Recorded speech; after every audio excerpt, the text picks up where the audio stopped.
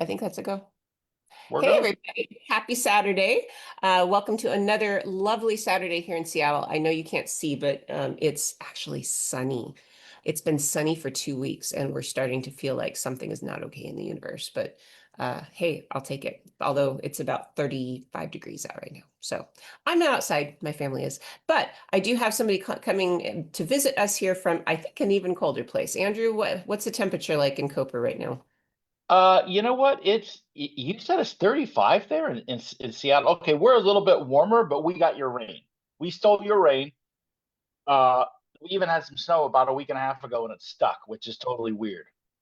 Wow. But yeah, it's and yeah, we because we have this Trieste gets this really strong wind in the wintertime, and where I'm at, we get it too. And by the time it hits Coper, it dies down. But I'm a little outside of Coper. So it's if it's sunny out, it mean in the wintertime, it means it's freezing because that wind is going strong. So there's no cure for it other than to stay inside and just drink It's called the coffee, board, of course. right? Is that Yeah, the wind? it's the Boro wind. Yeah, and Trieste has it, I guess, worse than almost any place does. And we kind of get it from them, and it's nice because it's sunny, but then again, it's freezing ass cold. So pick your poison. I'll take the sun and the cold over the warm and the rain personally. So, Yeah, uh, me too. yeah. Well, why are we here today? That might be what you're asking. So if you're just joining, welcome. We're about to get started. So Andrew and I thought it would be really fun to take you today on a little bit of some virtual travel with us. We're going to talk a little bit about our favorite travels for 2020 from 2025. And then we're going to tell you a little bit about what each of us is doing in 2026. If you're considering taking a tour with us this year, but you haven't decided on which one you want to do, we're going to talk a little bit about the ones each of us are running this year. I'm not going to talk about my whole schedule. I'm going to talk about until like mid-September. I'm not actually 100% sure about the rest of my schedule, so we'll see. I'm going to talk about Italian destinations mostly tomorrow with Lisa starting at 10:30. Lisa Anderson's going to join me. We're going to be talking about our Italian tour. So I'm not talking about my whole schedule today, but if you want to travel with me or you want to travel with Andrew in particular, but of course, we're like a box of chocolates, right? Every one of us who runs tours for Adventures with Sarah is a different flavor of delicious and kind of fruity too, right? We're the nuts and are we I have no comment on that, but yeah, sure, okay, sounds good. the nuts and fruits box, right? The nuts and fruit box, yes. Sometimes you feel like in one category, another day you're like in the other category. Yeah. So we're going to do a little slideshow for you today. I was supposed to, I guess, prepare a slideshow for my 2025 travels, but I actually didn't do much travel other than travel for work. Well, I guess that's not true, actually. So I'll just kick off with telling you what I did in 2025 that I enjoyed, but I don't have slides. Then Andrew, who is the more prepared student here, is going to show you his slides. So my travel year was almost entirely just for work. I kicked off the year though by going to Kauai. Kauai is one of my favorite places, and that's kind of I go there because it's a really great place for me to do nothing. And I kind of need to do that. I know a lot of you think, oh, what does a tour guide do on their vacations? They must do amazing things like jump off cliffs or something. And I'm like, no, I go to Kauai and I drink pina coladas and I read a book and I try not to work. I attempt to stop working, which is hard for me. And I get a good tan because I know I'm not supposed to, but I do like going out and getting a tan. I eat nice food. I hang out with my boyfriend. That's pretty much what I do when I vacation. So we started off the year last year the same as we did this year in Kauai because I always use my points and we end up going for basically free. And so I did that at the beginning of the year. Then the only other personal travel I can think of that I did this year, oh, I took Nico. Nico and I went on a family tour where we ran a kind of a augmentation of a Rick Steves family tour. So we took the basis of that tour and we kind of personalized it for a family group, which was really fun. And Nico came with me, and then he and I did some travel, and he said what he wanted to do was Venice and Vienna. So I hadn't been to Vienna in many years, and that was really fun. I went to Vienna with him, and we did a lot of things like we drove around in an antique car, and we went to some of the museums that were important to him, and we slept on the train, which he loved. And honestly, that was one of my most delightful travel events this year was sleeping on the train between Vienna and Paris because I did that all the time. And you did that with me, Andrew. We traveled all over Europe together when we were young in our whatever 20s. And sleeping on the train was just such a normal thing because it was a way to keep you from having to pay for a hotel for a night or a hostel. And it's hard to find now. There's not a lot of train travel options for overnight. So Nico and I found one and we paid for a car, a private car, which was actually not very expensive. And he loved that. That was his favorite travel experience this year. Even though he went to Egypt with me, his favorite travel experience was Wow. the train. Was I the know. was the train. That's awesome. I mean, 5 minutes on a train and I'm ready to fall asleep. That motion is like Yeah. it's like planes the exact opposite. Like 12-hour flight, no sleep. Like I'm on a train for 5 minutes and I'm zonked out. Well, the thing is, it's not like when we were students and it's like you have to take these chairs and slide them into beds and you have to kind of clean your spot and all that kind of stuff like we used to do. These are really nice, comfortable beds with bed linens. They bring you breakfast in the morning. Like it was very posh. I mean, I thought it was absolutely worth the money and it was cheaper than flying, honestly. So that was really cool. Other stuff I did personally, um, oh gosh, not a whole lot. I went to Hawaii in September to Oahu, which I'd never been to, and that was really fun. I do still have, for those of you wondering, I did a long format video on this amazing luau that I went to. So if you want to see that video, comment in this video and pressure me into actually editing that content because it's actually a very cool. It's like the one of the best luau's I've ever been to, but like I just I don't know. I have other stuff to do, so I haven't done that yet. But that was really cool. I really enjoyed Oahu. What else do we do? Oh, and I spent a lot of time in the Netherlands as usual because, as some of you know, my boyfriend is from the Netherlands, and so we go to visit his family. But um, I wouldn't say that's exciting. I mean, it's fun. We have a good time. But yeah, we eat a lot of cheese. We ride bikes. We look at windmills. And I did some research for the Holland tour, and that was really fun because Utrecht is very cool.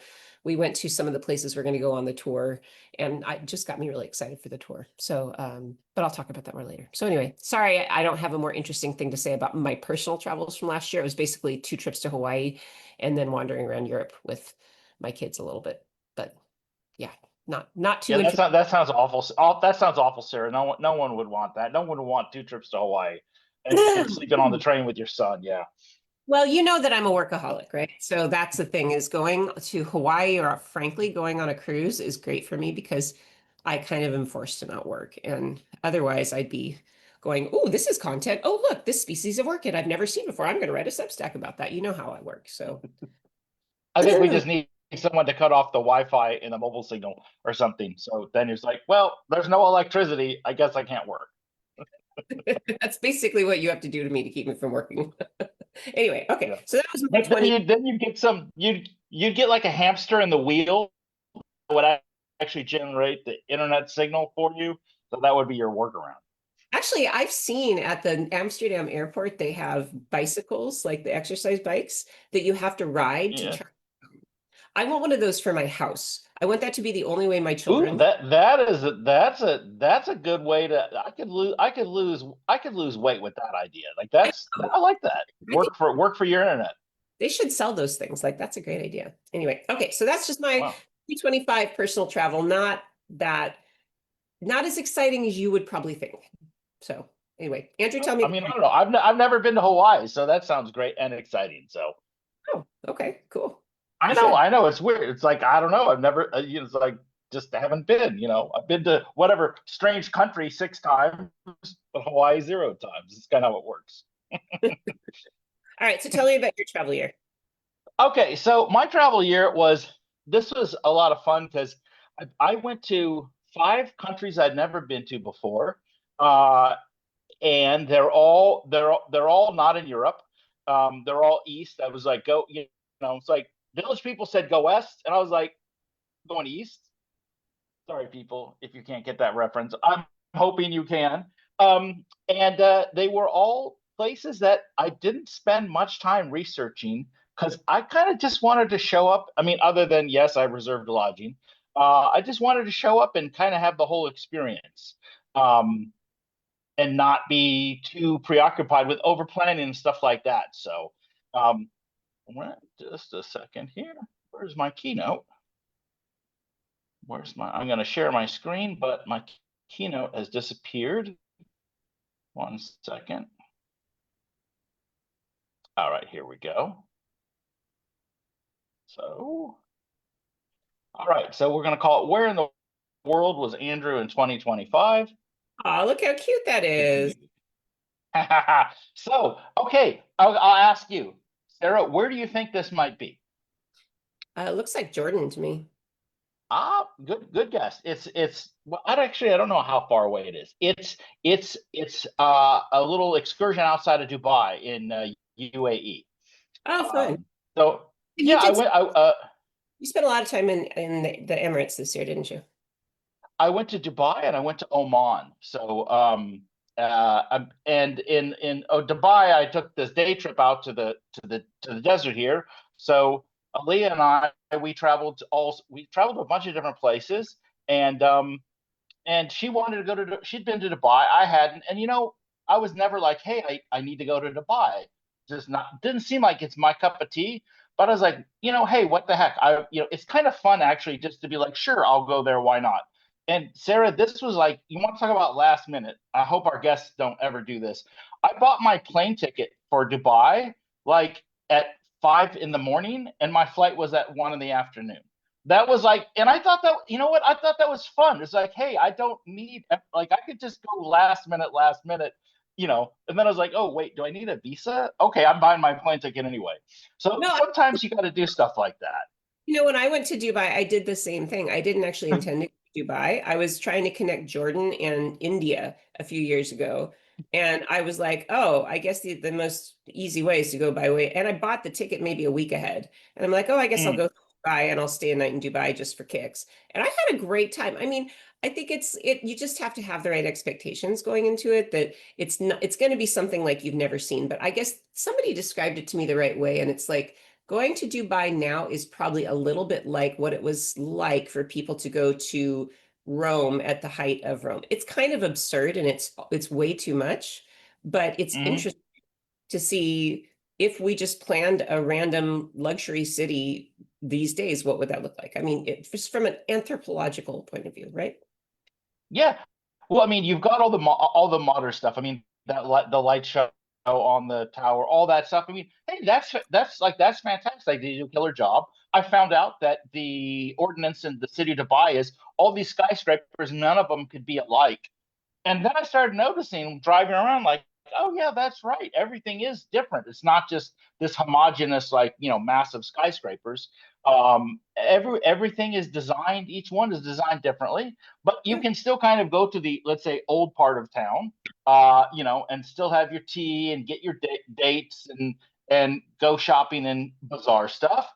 We did a day trip out to the desert, which isn't so far away. And I chose this one because we stopped at a beekeeper's place, and we donned the bee suits and all that stuff. And because I love that's the one thing I loved getting and tasting when I'm somewhere else is honey. Because no matter where you go in the world, everyone has honey, I think. Because if they didn't, they wouldn't have bees, and then that would be kind of tough to survive. And all the honey's different.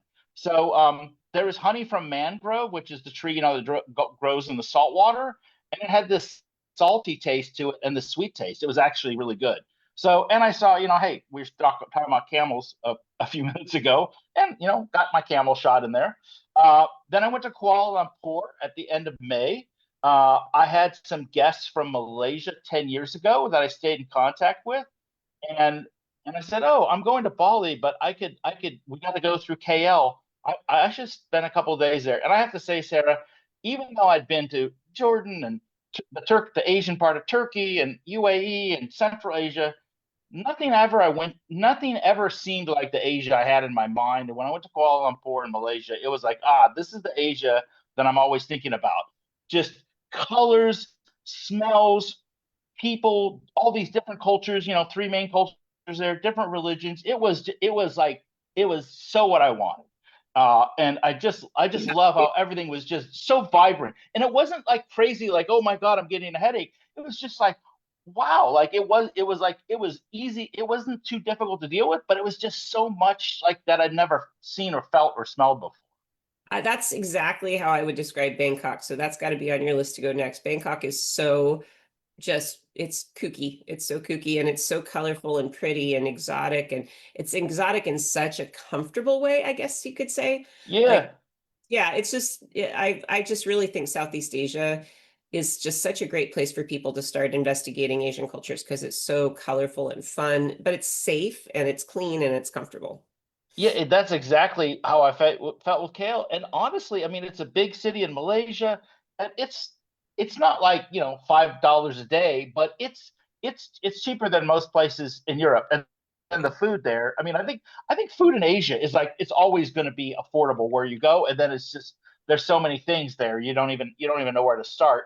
But one of the things I had to try, which for sure I never would have tried, but I'm like, okay, I got to get out my comfort zone. I got to try this durian fruit that everyone's always talked about. That smells so bad that the hotels don't allow you to bring it into your room. They're like, if you buy it, like, don't bring it into your hotel. This is what I was told by my local friends there. Have you tried it before? Yeah, once was enough. Yeah, yeah, that was it. And I have a video of me tasting it, and I'm like, for about 30 seconds, I'm like, okay, I'm not going to spit it out. But yeah, it was like had the consistency of Play-Doh and was like, I don't know, like weird oniony, medicine-y. I don't know. It was, but hey, some people like it, and you can go to these shops there that like, there's all these different types of durian. So more power to you if you want to, if you like it and want to try it. But these are some photos of my Malaysian friends that basically treated us for a couple of days. They planned, like, what do you want to do? Okay, great. We made the restaurant reservation. We'll take you to the place to try durian. I'll drive you in the morning to go see this amazing whatever it was Buddha temple or temple cave up in the cave and the rocks that you have to climb up. And because this is the fun part there, because I'm like, okay, I got my hotel room and my friends are gonna do stuff for me.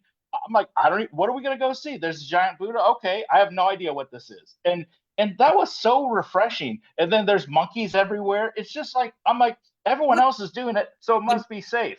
You're describing the sensation that people have going on our tours, actually. Like, Well, oh, but it's true, but we don't get to feel it because we're running it, we're and that was just- what was so cool. no, I think that's Yeah. fun. So, yeah, this was my whole thing this year was I just want as many experiences as possible. If some don't turn out so great, whatever, it doesn't matter. It's about the experience. I didn't need to check off anything off any box. I just wanted to see something and experience something I didn't. And this whole like this just walking up these stairs and everyone else is walking up there, but nice. And I mean it's not like in Germanic orderly fashion, but it's not like Mad Max chaos. So I'm like, hey, this is great. It's a nice vibe. It's beautiful. There's incense. It's just, yeah. Anyway, I was just like, wow, I finally reached Asia. Welcome to Southeast Asia. Once you start on Southeast Asia, you will never want to leave. Yeah, now I could see that. So then I went to Bali, which was like 2 weeks, I think, after you ran your tour. So I think I went to Ubud, where you Yeah. were, yeah, you were at, You're and gonna- Yeah. I got the only thing I did again was just the lodgings, and I saw this place. And I said, oh, I have my own pool. That's actually a pond, but it is a pool, and I was like, okay, like I don't need to like just I'm booking this. Like I don't care what else or where it is. We're going there. And it was the most serene, peaceful. My biggest mistake was I should have said we're just going to stay here for a week and we could see something else in Bali another time. But this place was total, just it was heaven. I've never been to a place like this. It was like it felt like I had my own little peaceful jungle and dragonflies and breakfast here and like a pond that's a swimming pool. It's like what is this place? It's totally magical. I loved it. Yeah. Cool. Hey, by the way, we're live Yeah. streaming today to show you what we did in 2025 and what we're looking forward to in 2026. Please, if you have any comments or questions, drop them in the chat and I will be monitoring and answer your questions, especially if you have questions about the destinations we're discussing, or if you have ideas of places you'd like to see us go. Because to be honest, my schedule is not fully done for this year. So if you want to send me somewhere to investigate for you, like Tunisia is one of the things I might want to do this year. So let me know. Oh, wow. Okay. Look at I'll I mean, look, this is. I mean, okay, yes, everyone comes here for this Instagram picture. Did you guys go here on your on the tour? The cappuccino place, the cat poo It, place. Yeah. it's on the way. It's I've got a photo of the cat poop chino, which by the way, that's not a freaking cat. Whatever. Um, this is like like the women go and they rent the dresses and they do the swing over the whatever. But Aaliyah brought her own dress, which was cool because then she had a different color than everyone else had. Yeah. She was prepared. I was like, I don't know. I'm just going to show up. It's supposed to be some terrorist, whatever, rice fields. Again, it looked amazing. It looked like, like something that I've seen on one of those, like crazy documentaries about strange places in the world. It's like, oh, okay, here's some random place in Southeast Asia I'll probably never get to. It was, again, just gorgeous. I mean, you don't do anything with your photos. It's just they're naturally so full of color. I just can't get over it. Here's the cat poop chino place. Uh, with that whatever the thing. It's like kind of like a ferret or something. I'm not sure, but yeah, that's the eats the coffee bean and poops it out. I don't know, Yeah. Sarah. I tried a bunch of coffee and I was like, it's okay, but like if it didn't have the story to it, I don't know if I'm going to pay 3 times as much for that coffee. No, I mean I don't think it was really worth it. We bought some of the other stuff they make. They make like instant teas and stuff that we think were kind Mm, of so we've brought those home. But I think that the funnest part was those, what are they, lemurs? I can't remember what they are. They're so weird, those little animals. And yeah, they super friendly, like almost scarily friendly. So that was kind of fun because they just have them out there and you can hang out with them. So I thought that was kind of yeah. interesting. They climbed up our arms and everything like that, and yeah, it was great. There's all these little places on the way from Ubud to whatever coast we were going to, big Yeah. waterfall, things like that. So, and then this, I'm pretty sure you were here too on the coast. This Tanalat monastery that's like right on the little rock that sometimes it's like you have to walk through the water a little bit to get to. Um, Something similar. anyway, Not the same one. We went to, yeah, yeah, we had to kind of but go to the cliff to be to where the waves were crashing to be blessed. It was pretty amazing. So yeah, I mean, and that's the thing. Just like all these temples and like all the different figures. It's like I don't like. Now I'm like, okay, what are the stories behind those? But as I said, I just kind of went there, just like, hey, I'm gonna just kind of kind of take it everything as it comes, and it was really special. You got the sea there. This was like early June and not hot and humid at all. So I don't know. I guess I missed the rainy season and no hot and humid, so it was almost near perfect. Can't yeah, complain. Indonesia is kind of odd because it's not at all like Thailand. Thailand you go to in our winter time. That's the best time to go. And in the summertime you don't want to go because they have monsoon season. But Indonesia is weird because it's very rainy a lot. So you kind of have to find the right windows for when to go. But it looks like you did pretty well. And by the way, I loved how you said, "Oh, I don't know what any of these things are." No, because I just was traveling. That's why you take a tour. Yes, I know, I know. I mean, that's the thing. It's kind of fun not to know it because since I wasn't on a tour, I was like, well, I got to find out more about this, or I gotta go back. Yeah, And we had a driver guide. He'd give us some stuff. That's good. You need some stuff, but for me, I was just like I was so wowed by everything. I was just trying to take it all in. it is. And then the last place I'll share is Oman. Oman's actually right next to UAE, and I actually go through. I flew through Dubai to get there. Most people would, but Oman is very different and Muscat is the capital. It's not a. There's newer parts, but there's not this big kind of. Let's see how tall buildings we can build here. So it had a very different vibe to it, and there's a lot of mountains there too. So that gives a different kind of topography. Again, I kind of went there and I said, okay, this hotel's great. I trust them. They, like, hey, you need a car and a driver. Okay, sure. They gave us this guy Muhammad, who I mentioned last week when we were talking with Thailand. He's just like, oh yeah, this is my first tour season. Like I've never been a guide before. Super enthusiastic. Super. I mean, it was just like like anything you wanted. I mean, he offered way more than we wanted, but anything's like, oh yeah, here's everything's so set up, everything's so nice. And I really appreciated that. I really appreciated this kind of like, hey, he's excited to meet us. Where are we from? That, the normal question. And it's so great. It's such a super friendly place. And the one thing, even though I don't really have too many photos of it, the food there, it's like, I thought, okay, it's going to be like Jordan. It's going to be like Dubai. It's going to be, Turkish, Middle Eastern, whatever. It's not. It's got all this Iranian, African, Indian influences. It's very exotic. So something I think we could explore at some point, maybe for some kind of Dubai Oman tour. I think And is going to be actually, Hoda potentially.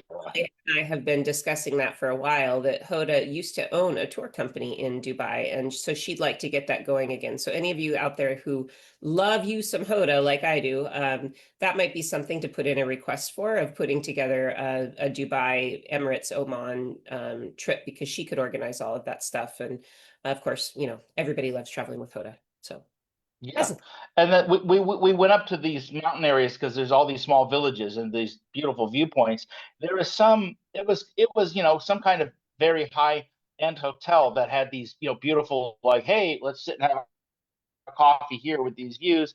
And I remember some story of Princess Di was here and she was like picked up by a helicopter there or whatever. And I was like, I could only imagine, like whatever it was 30 years ago, Oman probably was even more exotic because I'm guessing hardly anyone went there now. But just, sitting there was like, okay, if you see the name Oman and you look at where it is on the map, most people are going to think this is probably what it looks like. This is probably the vibe of it. And it's like, man, it's so not that way. And I think that's one thing we want to do is like, hey, we know places well that other people don't know, and we're like, it's not what you think it's going to be. Is like we're not going to take you there if it's not something really, wow, something special. And Yep. that's how I'm feeling. It's like, yeah, whatever, throw out your preconceptions and just show up and just be open to things. And so that was kind of my whole philosophy last year, was just new places, show up, no preconceptions, just I want to experience it all, and everything was way more than I could have imagined. Wow, beautiful slideshow too. Thank You're you. showing me up here, Andrew.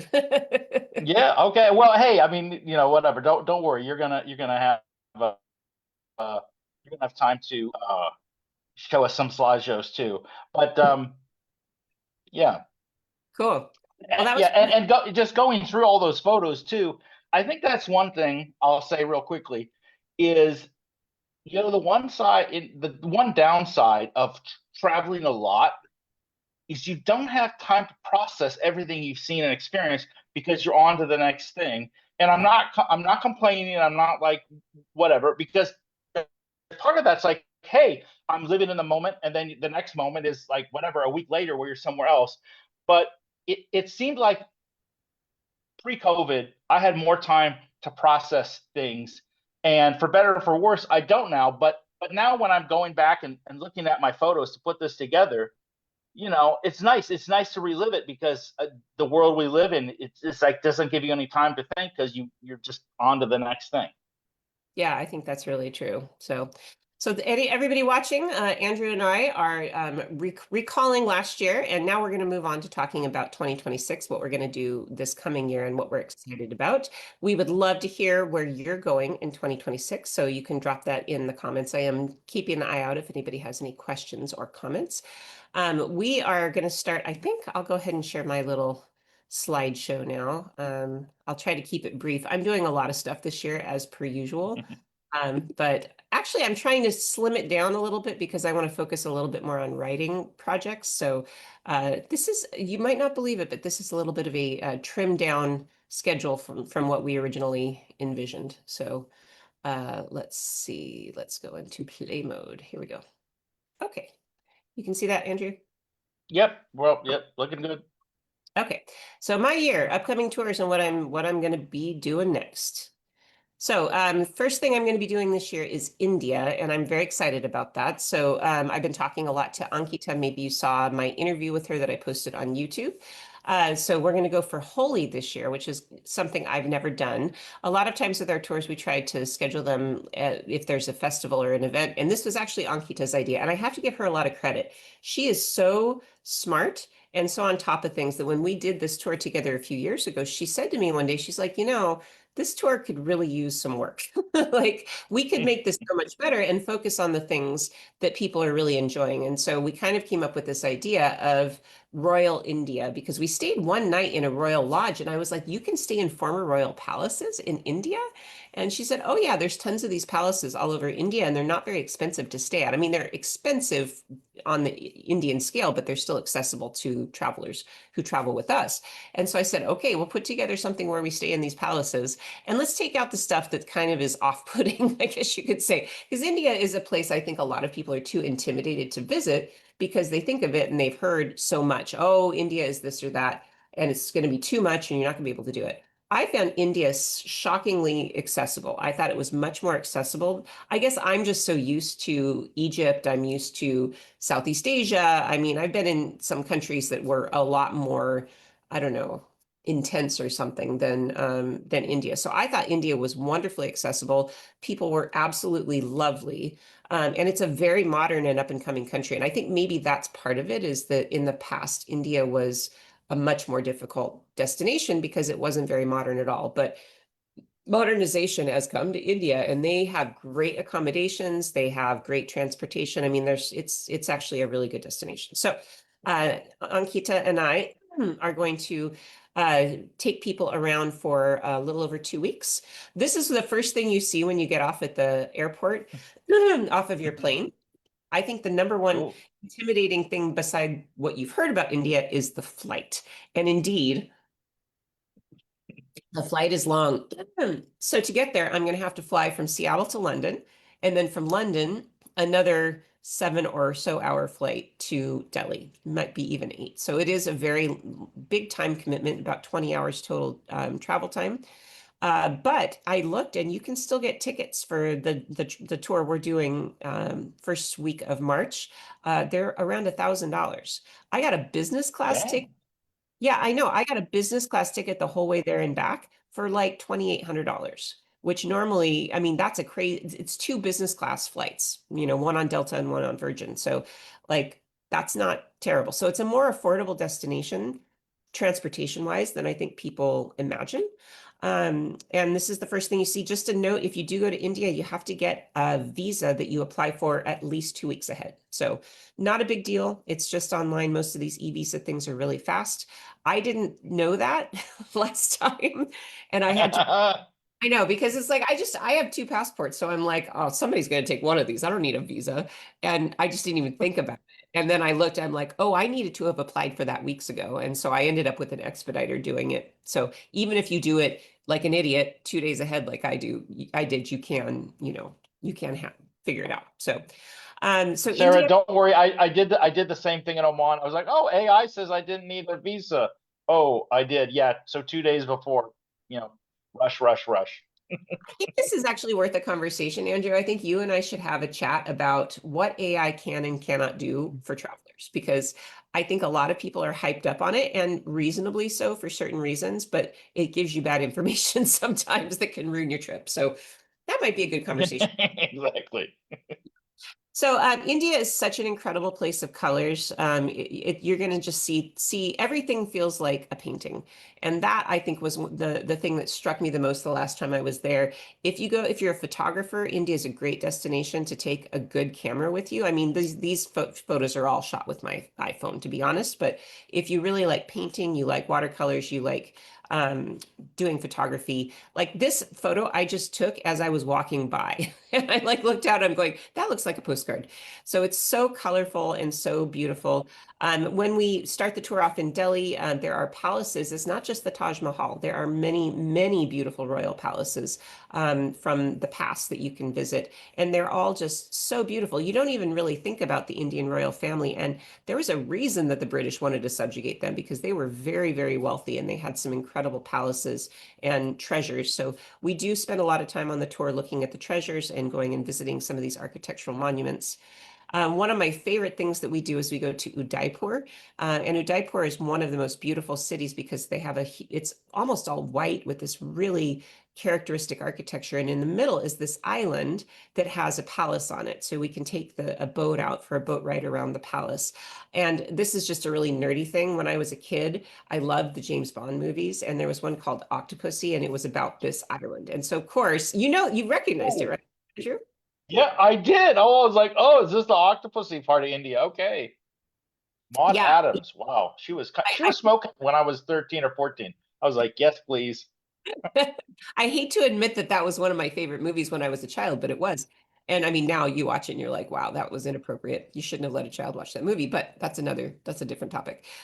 So as soon as I got to Udaipur and I saw that, I cannot believe I am here because for me, when I was a child, James Bond movies were my kind of variety of Indiana Jones, right? Like you got to travel the world to the most exotic places ever and places that when I was a kid, I thought, gosh, I would love to go those places, but I never will because they're just that's too far. Like that's too far afield. That's too ambitious. And as an adult going to places like this, you're just like, wow, you can do anything. I don't know. There's just it was something really like that hit a wire with me. Like this is fulfilling childhood dreams. And I think India is a place where you get that sense. So Udaipur is one of my favorite destinations. The food we Mhm. eat in India is absolutely magnificent. A lot of people are worried, oh, I'm going to go and the food will be too spicy. Oh, I'm going to get sick. Probably not. The food is not too spicy, mostly because they do what I would call white people food. When they see us coming, they know, and the places we're going to take our groups to eat, they're used to working with travelers, and that's kind of important because they know the spice level and they also know to kind of present dishes that are more accessible to Western palates. I would say we do some street food kind of stuff. And the thing that's nice is having Ankita with us. She knows the places to take us that have really good hygienic standards so people don't get sick. As she mentioned in our chat yesterday, the reason people tend to get sick is that the food is too rich for their digestive tract. Maybe it's not something they're used to eating. So Imodium is usually enough or Pepto-Bismol, but we don't tend to have people, as long as they're careful with drinking bottled water, we don't tend to have people who having a problem. Even if you're not a big fan of Indian food, you will still find stuff to eat there because what we see in Indian restaurants in the US is not what we see in India. And the thing I love about it is how healthy it is. You will feel so good at the end of your trip because you're eating rice, you're eating vegetables. Like it's just all really good for you stuff. They don't eat a ton of sugar. And I always say that when I go to Asia in particular, I come home 10 pounds lighter and feel 10 times better because I don't have the Holy Trinity, which is bread, wine, and cheese. That's the Holy Trinity in your life too, I think, Andrew, right? Yeah, oh yeah. Yeah, and when you're not eating those, surprise, surprise, you feel What happens? Whoa, my face is thinner. Yay! my face is thinner and I don't have inflammation and my gut feels better. How weird that I feel so much better when I'm traveling in Asia. Well, then you get home and you go, oh, it's the food, isn't it? So anyway, you will eat very well in India. I just cannot stress that enough. So one of the And things we love doing on our trip is, we love getting dressed up. Ankita and I actually have outfits that we wear. And one of the nights we take the group to have a dinner in a palace, everybody wearing saris. They had a lot of trouble finding a sari that would fit me because, I'm not exactly Indian sized. So I actually bought a sari kit and I'm going to be sewing my own sari. So if you guys want to see how that goes, I'm going to post some photos and videos as I make my own sari for the trip. But yeah, we got everybody in costume when we went. We had a fantastic dinner at a palace, which was just really, really fun. And if you're worried about cultural appropriation, I know a lot of people, like my kids, would probably, if they saw this picture, they would cringe. It's okay in India. In India, it's actually showing respect to wear their local costume. So wearing their local outfits, it's the kurta, for example, it's very respectful. And not only that, it's kind of hot and muggy, and having an outfit made, a traditional outfit, you'll actually be more comfortable than in your own clothes. So it's totally cool there wearing the local outfits. And I think it's fun. I like it. When we're there, we do a lot of fun extra stuff that's not kind of included on the itinerary necessarily. Ankita is a very good henna artist. So she did this henna, which is like temporary tattoo. It lasts about, I don't know, maybe 2 weeks or so. So she does that for those that would like to. She also, you can see my thumbnail. It looks like I got hit, like slammed in my thumb in a door, but it's not. That's a black peacock that was painted by a miniature artist who painted a black peacock on my thumbnail. So there's all these interesting kind of artistic heritage craft things that we do, which are just really fun. The other thing that we do with Ankita, she's a certified yoga instructor, so we're going to be having yoga classes for those who want and making sure it's easy enough for everybody. So you want to bring, comfortable clothes for yoga, but yoga is for everybody in India. It's not trendy. You don't need your, $200 Lululemon like butt pants, it's just go in a t-shirt and shorts, and it's yoga is for everybody because it's a health kind of issue. So that's a little bit about India. I'm very excited, more to come on that. The next thing that's going to be up for me is the Holland Spring Fling. And this tour was, of course, inspired by my boyfriend, who is from the Netherlands. And he and I go back to see his sisters and his parents all the time. And we kind of thought, well, wouldn't it be fun to take people to see Holland the way locals see it? Because I think there's a certain way people want to see Holland that's very packaged and big tour buses and stuff. But we thought it would be really fun to show you what we like best about it. And going in the spring, obviously, that's a favorite because we can see the tulips. So we're doing kind of a staycation style, which means we're going to be staying in one hotel in the town of Utrecht. And Utrecht is just outside of Amsterdam by about an hour and a half train or so, hour train. And from there, we're going to stay the whole time. We're going to do one day doing a train into Amsterdam and doing a day trip in there. We're going to spend days with a bus going around to see the tulip fields. One of the things we're going to do is visit a tulip manufacturer, like who actually breeds them. But this is our cute little home base of Utrecht. I know you probably look at that and think, now that's Amsterdam, but no, it's smaller but very intense. Looks just like Amsterdam. It's got incredible student life because it's mostly a university town. And I just love the vibe of Utrecht. It's so fun and it's not intimidating at all. It's super, super easy. So many good little restaurants, just good vibes. And it's just not as crowded as Amsterdam. So I really enjoy this little town.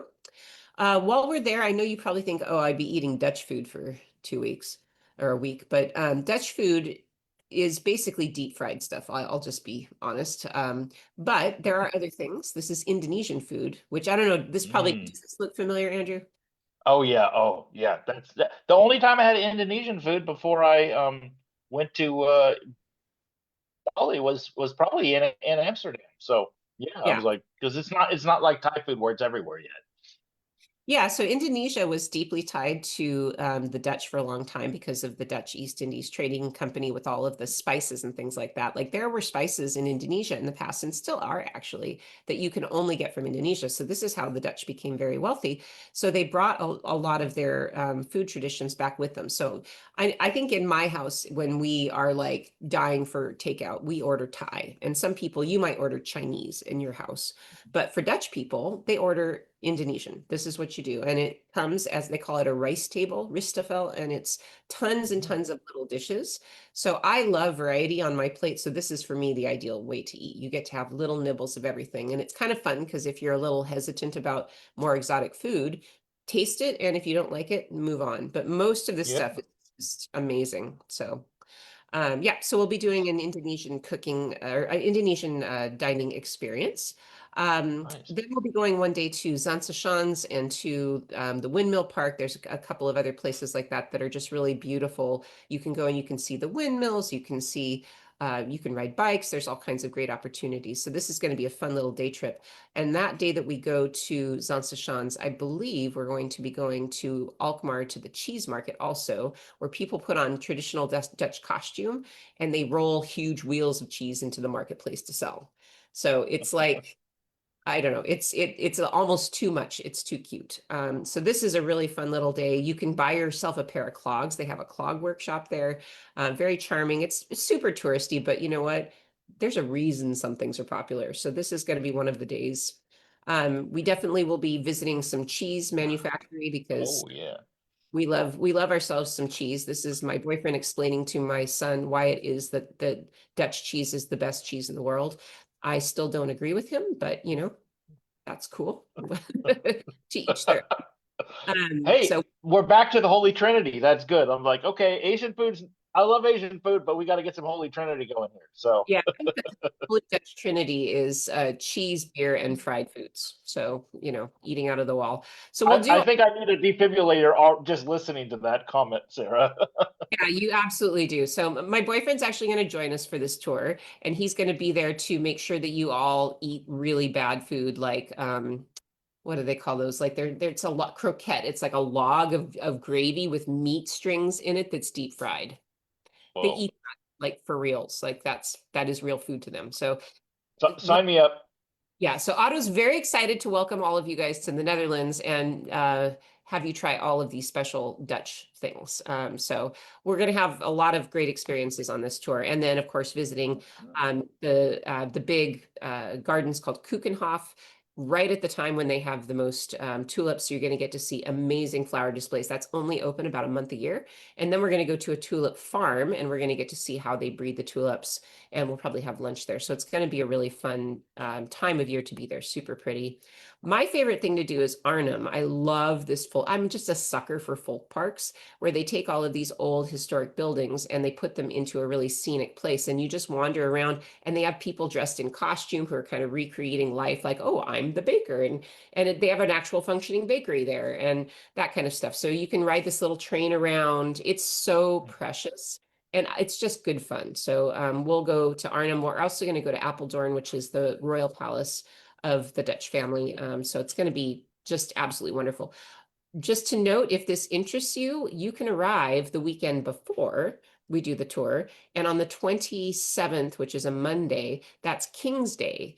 And that's going to be, it's the craziest celebration of the whole year in the Netherlands. People go out and party and drink for hours for the whole day. They also have flea markets where you bring anything you don't want from your house and you can sell it on the street, which is just, I mean, there's weird little things like this. And you don't have to go to Amsterdam to enjoy this. Every town does a King's Day thing. We're going to be in Amsterdam to try to cover this so you can see what the commotion is about. So, um, sorry. Okay, moving on. The next thing I'm going to be doing after the Holland Spring Fling, I'm going to be doing Sicily. And Sicily is, of course, one of my great passions and was my home for many years, kind of on and off. So I absolutely love this destination. And if you haven't been to Sicily, if you've never been on a tour with me, this is a great place to start because this and Rome are two of my favorite places. So we're going to be doing our Sicily highlights tour, which takes us around all of the best destinations in Sicily. We start off in Palermo. We go in, we're going to be joined by my friend Domenico, and we'll probably visit my friend Alvini's palace. We'll have street food. And we'll really get a sense of life in Palermo. We're actually going to be joined by Juicy, who is my Sicilian friend who also runs a lot of our Italy program. Some of you already know Juicy. She's going to join us for the first day or two of the tour, just to get to know you as well. So extra fun people as part of the tour. You're going to eat yourself silly. Bring stretchy pants on if you come to Sicily because we eat really well and their sweets are something to behold. So I love the little ones with the cherries. What do those look like, Andrew? Oops. Boobs. Yes, that's what they're called. Oh They're well, called there you go. Perfect. little boob. Sometimes they call them nuns' boobs, but they're That's like boob. They're like a little cake, like a liquor soaked cake that's covered in marzipan and cream, and they're just absolutely wonderful. So you'll be eating some great sweets in Sicily and eating, of course, wonderful pasta. Actually, this was your pasta, Andrew, when you came with me. Yeah. Oh Um, yeah, with some it looks like pistachio on it. it was Crumbled pistachio pistachio. and yeah, pistachio and cherry tomato. So this is just the type of pasta that you'll have in Sicily is not like something you see elsewhere. So it's completely different dishes that are unique to Sicily. So if you think you have been to Italy, you don't need to do Sicily. Sicily is like Italy if you boiled it down to its like the most intense parts. So wonderful food, wonderful culture. I mean, and there's so much to see.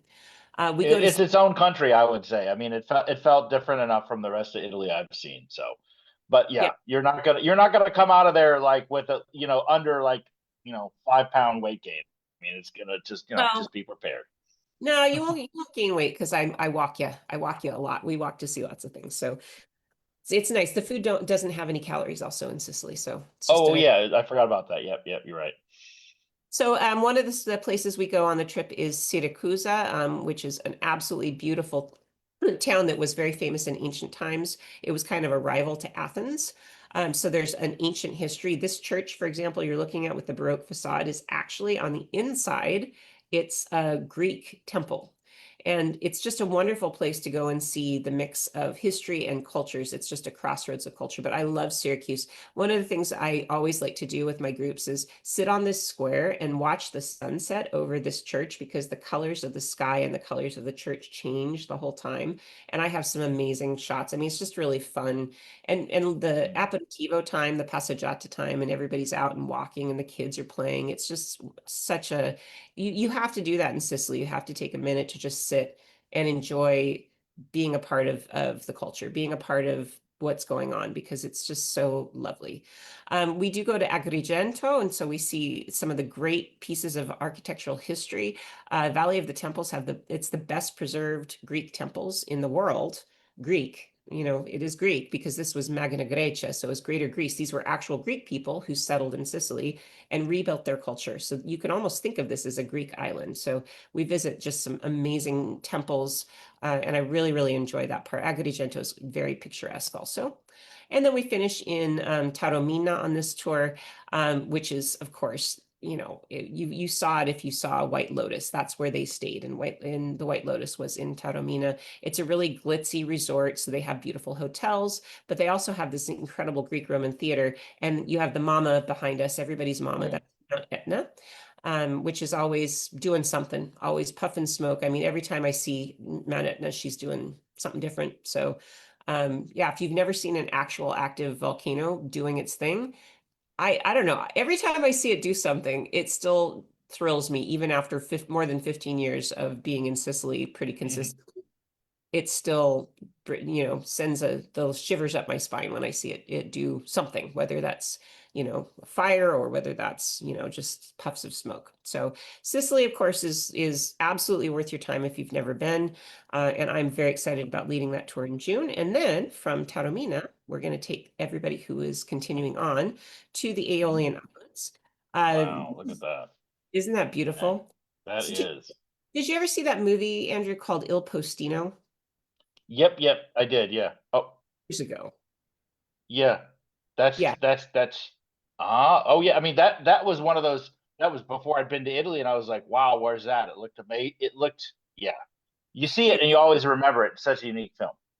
Yeah, so this is if you saw that movie that was filmed maybe 20 years ago or something or longer probably at this point, it's just this is where this was filmed. So beautiful movies are filmed on the Aeolian Islands. It's called Aeolian Islands for the god of wind, Aeolus, so you can catch on that there is wind there. But this is an incredible chain of islands that are all volcanic. So and they're all a little different.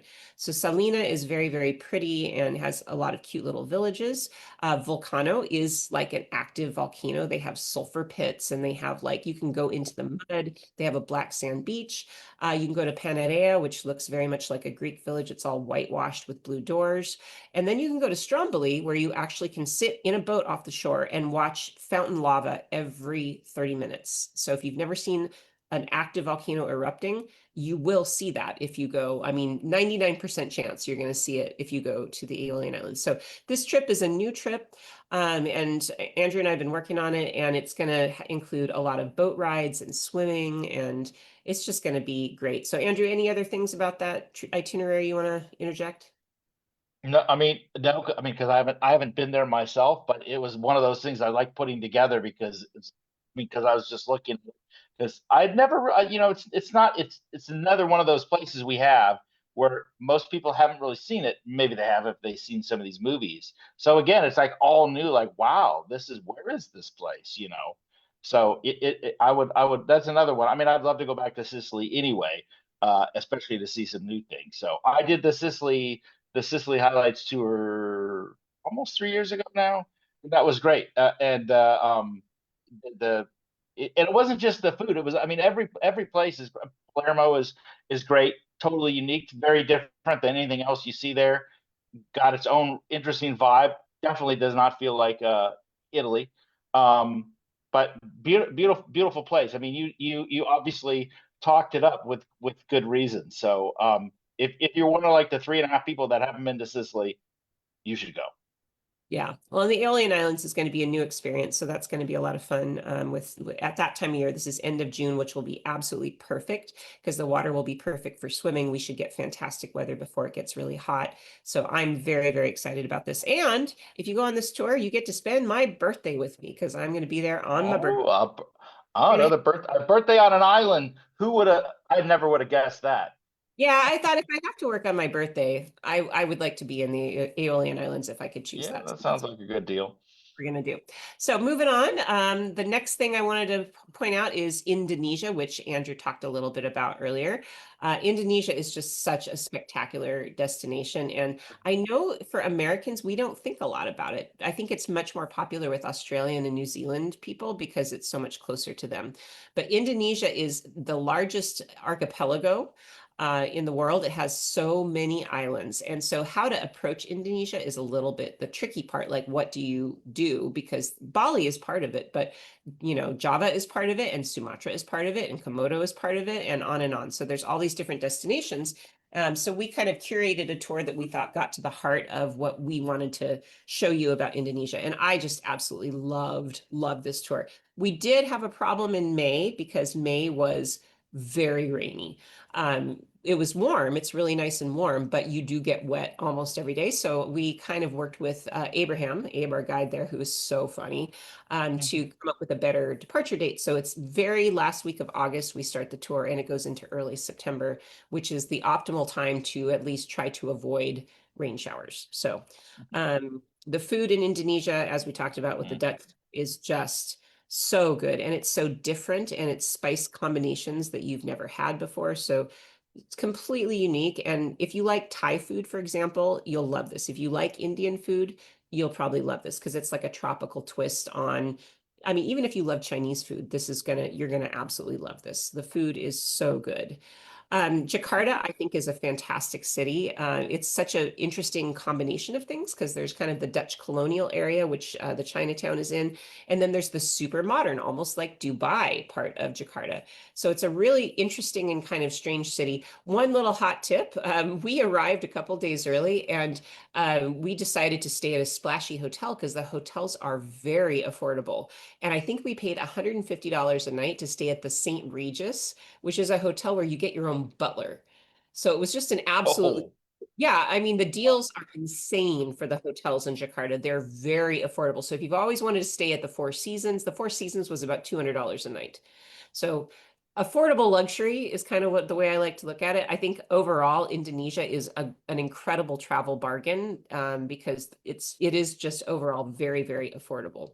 So I really enjoyed Jakarta, but I also loved Yogyakarta. That was the next city we went to, and we took a lovely scenic train between the two.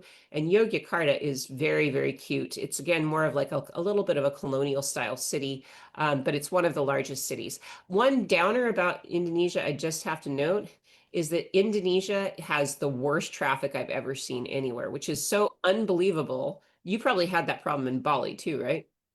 that was. I mean, I was there for like 5 minutes and said, "Yeah, well, I'm not ever driving here." With it's like motor scooter gangs everywhere. I mean, they're not really gangs, but it's just it was crazy. I'll say. You have to bring your patience as far as the traffic goes because it's a super populous place, and so a lot of these little roads can't handle the amount of traffic they get. But Yeah. these little carts, they're little bicycle carts, and we went all over Yogyakarta for a tour. That was really fun.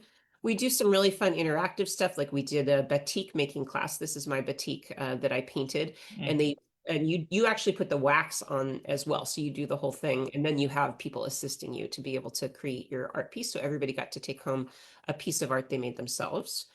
And then there are wonderful historical sites. This is one called Borobudur that I'll never ever forget because we got up to the Well, top of this temple and a huge thunderstorm rolled in, and it was the closest I have ever been to a lightning strike. It was literally maybe 10 feet away and scared the bejesus out of all of us. So, yeah, I mean, a great comment that our friend Peggy made. Indonesia was great even with the rain. And it was this day that we got completely soaked. I think we were all laughing ourselves silly at the end of the day because it was just almost absurd, the whole situation. But it's warm, so if you get wet, it doesn't really matter.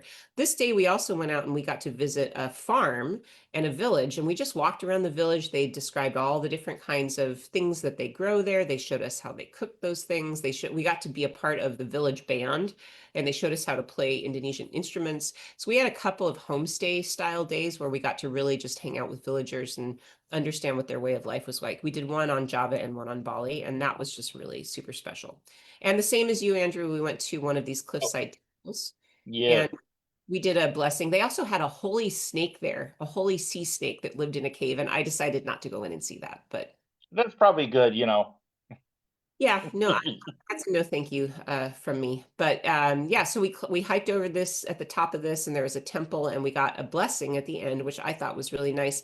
And with a lot of these kind of different religions that we encounter, we always try to include some sort of interactive event where you get a blessing. And even if you're really super Catholic or something, I mean, I'm Catholic, I love participating in these because I think this is a good way to connect with other cultures, is to interact with their religion. So this was just such a great trip. Bali was really, really beautiful, as you know, as Andrew talked about.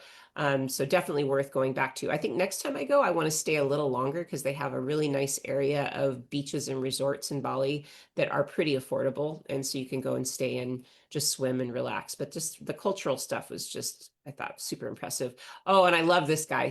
This was one of my Mhm. favorite things. This is a prince in Ubud, and he opened his house to us, and we were able to go and hang out with him, have dinner with him. He presented a dance show of traditional dancing, and Oh, it was just magnificent. And he's so funny. We just really, on a personal level, enjoyed getting to know him. So I hope to see him again. He's a super, super sweet guy and very knowledgeable. So I love these connections with locals, and our group got to ask him questions and hang out and understand how the whole royalty system works in Bali. So that was really a highlight. And of course, we did a dress up dinner. This is at the prince's palace, at the gates of the palace. So we all got to wear our saris, but you actually do need to have a sari like that to go into temples. So just as a tourist, if you're just going to go into temples, you have to. So we get you guys a sari at the beginning of the trip. So everybody has those in their bags and they can put those on because you are required to do that. So it's kind of fun. And the batiks, if you can see how Abe is dressed there, the batiks were just so pretty. We ended up buying a couple of things there because just the patterning on the pants and the shirts were just so pretty, all the fabrics. So super fun. 10 out of 10. I thought that was a home run. What we're going to do next year, which is different, is we're adding a beach day on the next island down from Bali, because Bali was just pretty crowded. So there's another island down that it's called the Gili Islands, and Lombok. So there's little islands off the coast Lombok, that okay. have resorts. So we're going to stay at a very quiet beachy resort at the end of the tour. And then those who would like to continue on from there, we're going to do an extension to see the Komodo dragons. So that's going to be an Okay. extra little thing to do at the end. So I think this is quite an adventure. So if you're interested in joining me in Indonesia, have a look at our website. That is not until the end of August that we're going to be doing that. And I just think it's really well worth it. If you're flying, it's easy to fly by way of, if you're flying from Seattle, you can fly to Taipei, and there's great connections from Taipei. I think some people went by way of Singapore. So it's not that, it's a long haul, but if you go by way of Taipei, it's not too bad. So moving along, the last one I wanted to point out that I'm Yeah. doing is Greece. And this is our first official all Greece tour. We did my birthday trip to Crete that Andrew put together for my 50th birthday, which was, thank you again, Andrew. That was Oh, sure. that was such a great. That was the first of the birthday tour. So, now this year, Aeolian Islands. Who knows for 2027? Yeah, Sarah's birthday. So this was a couple of years ago, or year before last, we spent in Greece for my birthday. And we loved that tour so much that we decided to turn it into a full Greece experience. So the tour is going to start in Athens. I love Athens. There's so much to do and see there. We'll be seeing the Parthenon Museum. We're going to be seeing the Parthenon and the Acropolis. I'm sorry, it's the Acropolis Museum. We'll be walking around and doing food tours, all kinds of things in Athens. So Athens is just a little taste at the beginning. We don't stay too long just because at that time of year it's pretty hot. This is October. So there's the Acropolis. Like the Acropolis is such a magnificent thing to see if you've never seen it. I think that's one of the best tours I've ever done, just learning so much about how historical Greek lifestyle is the same as today. I mean, so many things you'll learn about your own culture by going to Greece. It's like that movie, Big Fat Greek Wedding, right? Where the guy is like, oh, everything is Greek in origin. Well, it kind of is. So, I mean, it's true. Like you learn so much Yeah. about yourself, I think, when you go to Greece. Well, yeah, I So mean, the ancient Greek world like encapsulated a lot more than just what Greece is today. I mean, they were everywhere. yeah, exactly. So many things that you do in your own daily life, I think you get from Greece. So this is actually the middle of Athens, if you can believe it. Athens is a big, big city, but there's a lot of Mm. there too. It's such a stunning, stunning city. So from Athens, we're gonna go and grab a ferry. These ferries connect all of the Greek islands from Athens. And so we'll jump onto one of these fast ferries. There's poor Nico dragging his stuff, as he always has to do. We were doing research, poor kid has to be dragged with mom doing tour research everywhere. Um, but we headed out and we stayed in Naxos. And so Naxos was one of my favorite places that we went. It's such a typical pretty Greek island, but there's a lot to do. So they have beaches, they have a really cute historic center with the whitewashed walls and the blue doors. They also have some ancient Greek history sites. It's also not one of the main ones people go to. So it's not like Mykonos, right? It's a little bit more chill. But from there, it's big enough that you can also do day trips. So I believe we're going to do a snorkeling trip from Naxos, for example. To So there's Paxos, something Paros. like that. Paros. Yeah, Okay, there is another island with an X in it, but it just isn't the one that you're going to. yeah. So we're going to go to Paros and Antiparos with the day trip. Oh yeah. And hopefully, if the weather cooperates, we'll get out on a boat. So Naxos is just gorgeous. Look at those beaches. And the Mm. place that Andrew secured for me, I specifically made this tour date around the hotel that I wanted because the hotel is so neat and it's right on the beach. It has its own little slice of absolutely wonderful swimming beach. It's so great. So I'm super excited about the hotel. Thank you, Andrew, for negotiating that deal because sometimes the hotel is the thing that starts the idea for me. I'm like, we have to stay here with us. So that's going to be absolutely spectacular to have this lovely hotel on this gorgeous beach like this. And again, this is October, so perfect time to enjoy good weather and smaller crowds. We're going to be visiting some archaeological sites. This is one of the archaeological sites in Naxos. And then we're going to head out on the ferry south and we're going to hit Crete, which is where we went for my birthday tour. But I decided we needed to kind of do two stops. So we're going to stop first at Heraklion, right, for 2 nights. Is Yep, that right? correct. Yep, too nice. Yep. So Heraklion is where the ancient palace of Knossos is, if you know anything about Minoan culture. So it's a very ancient pre-Greek civilization. So we'll visit Knossos and then we'll head out to what you're looking at here, which is Hania, which is Andrew's great find. I don't know how you found this one. How did you find Probably Dawn probably talked it up. But it's Oh yeah, yeah. that's true. It is Dawn because Dawn, our business manager, she lived in Hanya, in when she was in the Navy. So yeah, so this is a really super cute island. Along the way, you can see Andrew there cooking me my breakfast lunch. We stopped and did a cooking class, and I think it's one of the best cooking classes I've ever done. It was so fun, and we cook al fresco. We use the olives from the farm that we were on. It's just such a great experience, and the food was so good. And Mm. Crete is one of the blue zones, so it's the places where people live the longest. So the food is just so good for you and so tasty. And Hania itself is absolutely charming. It's a former Venetian colony, so you would swear you were in Venice or even along the coast of Croatia. And really lively, so many great restaurants and very affordable too. So if you want to eat like a queen, this is by far one of the best places to go and eat like a queen on a good budget because there's so many good restaurants. And then, of course, at the end of the trip, we will have some more swimming and boat time. And I mean, the swimming around there was just absolutely spectacular. So I cannot wait. And October is such a great time to go because the water's going to be really warm and we'll be able to swim and jump off the boat. And I love these boat trips that we do with our groups because they're really fun. You don't even have to be a super swimmer. As long as you can pull yourself up a boat ladder, this is going to be fine for you. And actually, even if you don't want to swim, you don't have to. You can come and you can just be our paparazzi. We've had people that don't want to swim that just are the paparazzi and they take pictures from the boat. So Greece for me is going to be, I think, one of my highlights. But anyway, so that's the main heart of the season.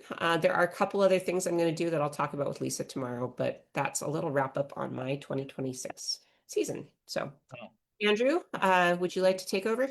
Yeah, sure. Okay. Yeah, the Greece tour is, that'd be another one's like I'm gonna crash that, but don't worry, I'm too busy to crash it. But if I could, I probably would think about Hey, it. come on down. You're welcome.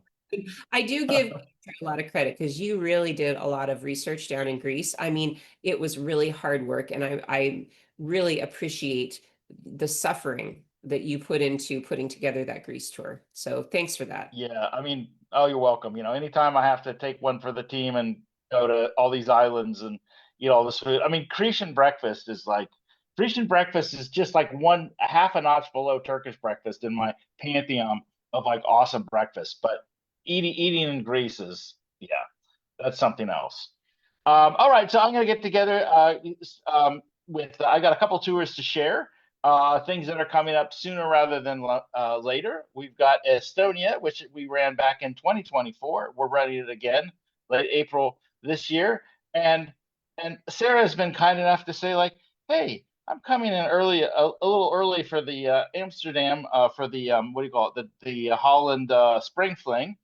Maybe I come to Estonia for a few days. So you're going to come to Estonia for a few days, right? Right, Sarah? I think I was waiting on you saying whether that was feasible. Yes, you. Well, now I'm just actually saying yes, you are. Oh, okay. Okay, thank you. I did Yeah, not know that I was going to Estonia. No, I mean I did. Like I was just you looking at the you schedule. you volunteered, and I was like, okay, let's see, and I was like, yep, you're going. Yeah, well, because the reason we're doing this is because I'm flying into Amsterdam early for King's Day to cover King's Day for you Oh guys. yeah.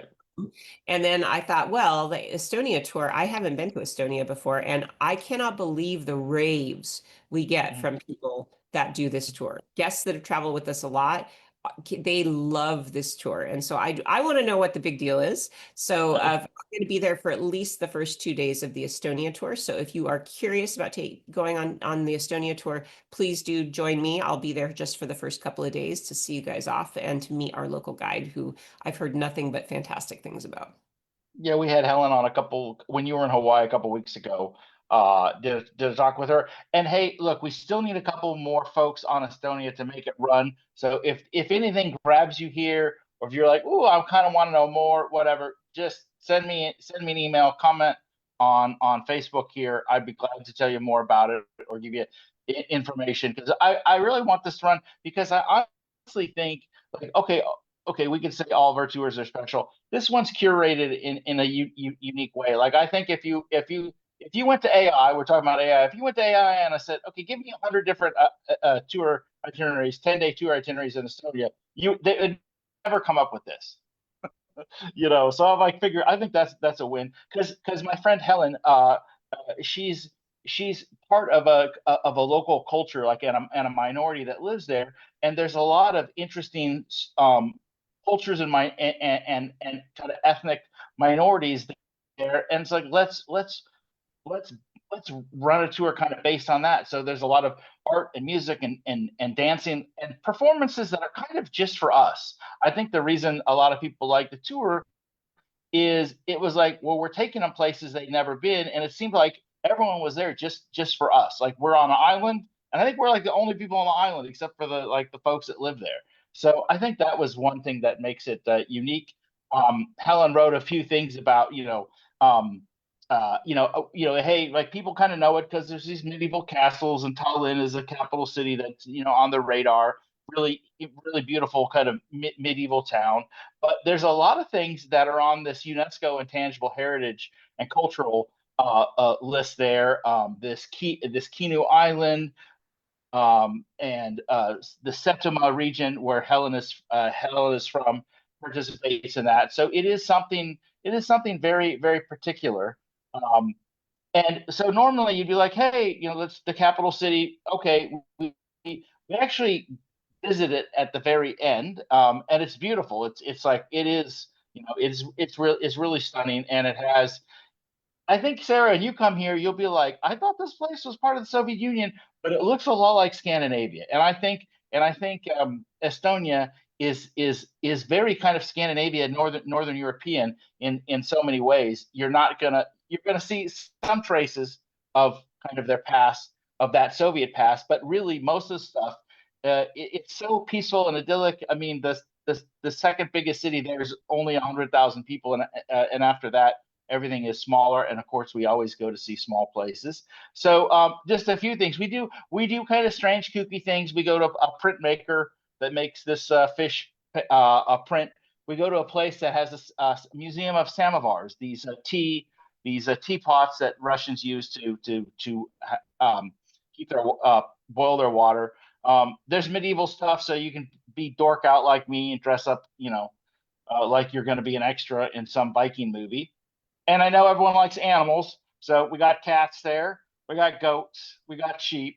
Um, I'm kind of showing you this because I don't want to say, hey, this day we do this day. I'm just thinking, what are the things that are really unique about this? You're thinking Estonia, and for sure, no one has any concept on food. It's Northern Europe, so then you're starting to wonder, can I eat something there, or is it going to be like fried food and like it is in the Netherlands? But the food there, everything's very fresh, everything's very seasonal. My takeaway was 10 days in Estonia, and I'd been there before many times. Was they have a lot of really good cakes, and I'm not even a cake person, Sarah. I'm like, give me some gelato and call it good. But I mean, there's like cakes and this and that, and everything's got fruits and berries that like I don't even have them in the English dictionary, so I have no idea what berries they are. But you eat really well, and and it's so different because you again I think no one really will know what exactly to expect. One of the places we go that's interesting is this island, Kinu Island. Um, that's a matrix. It's all the women do everything there. They still kind of do everything there. We go we meet a local guide there. We go visit some of the museums and cultural centers. There's singing and dancing. There's a lighthouse we climb up, have a beautiful view of the Baltic Sea there. And I think when we took the ferry there, we're like the only people on the ferry, except for maybe a few people that actually work on the island and live on the mainland. And that's the thing with Helen; she's really connected to all these cultures. So it's more of like, who are you meeting today, and not like we're going to some place that some famous place, but it's more who are you meeting, and when you meet them, it really feels like every day you're going into someone's home, and they're kind of showing you, hey, this is how we do things, this is how we live, this is how we still live. And I think I'm hoping I could play this video here. Look how tech savvy you are. Hey, by the way, I just wanted to mention we got a comment. Somebody was saying that they would like to go on the Greece tour, but the singles are sold out for the Greece tour. Just an FYI, our booking engine forces us to come up with a certain number of singles and a certain number of doubles. That doesn't mean that we're sold out, even if it doesn't show availability on the website. So if you see a tour you want to go on, but you don't see any single rooms available, just email us at info@adventureswithsarah.net, and we can have a look to see if there are rooms available for you. There probably are. If there's a double room available, we can probably convert it to a single. It's just our software forces us to do certain things. So please, if you're interested, I do believe we have some more room on the Greece tour, but email us and we can have a look at our rooming. Yep. Sure, I'll definitely we'll take a look at that. But that's true of any itinerary. Look, and you Yeah, don't, yeah. yeah, you don't see a double room or you don't see a single room. You don't see the rooming configuration you need. We probably have the rooms. You just need to let us know because it's just a weird technology thing. So Yeah, exactly. Yep. Um, Just a minute. And 1 second here. You're making me excited, by the way, Andrew. This looks really, really fun. I'm going to want to stay for the whole thing, but I'm going to have to go back to Amsterdam. If the people in Amsterdam were like, "Where's Sarah's?" Like, "Oh, her flight out of Estonia got something delayed.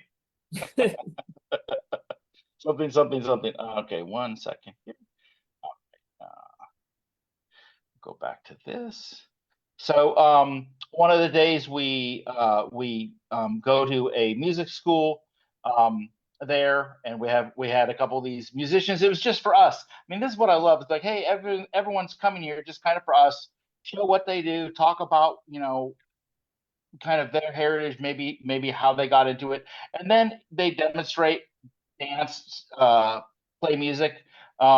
Like this day, we did some crafts as well. So it's in a place that, like, hey, here's all these handmade crafts just from this like small town area, and then you meet with one of the crafts makers, and then you start making crafts with them. I think we've got a little accordion video here.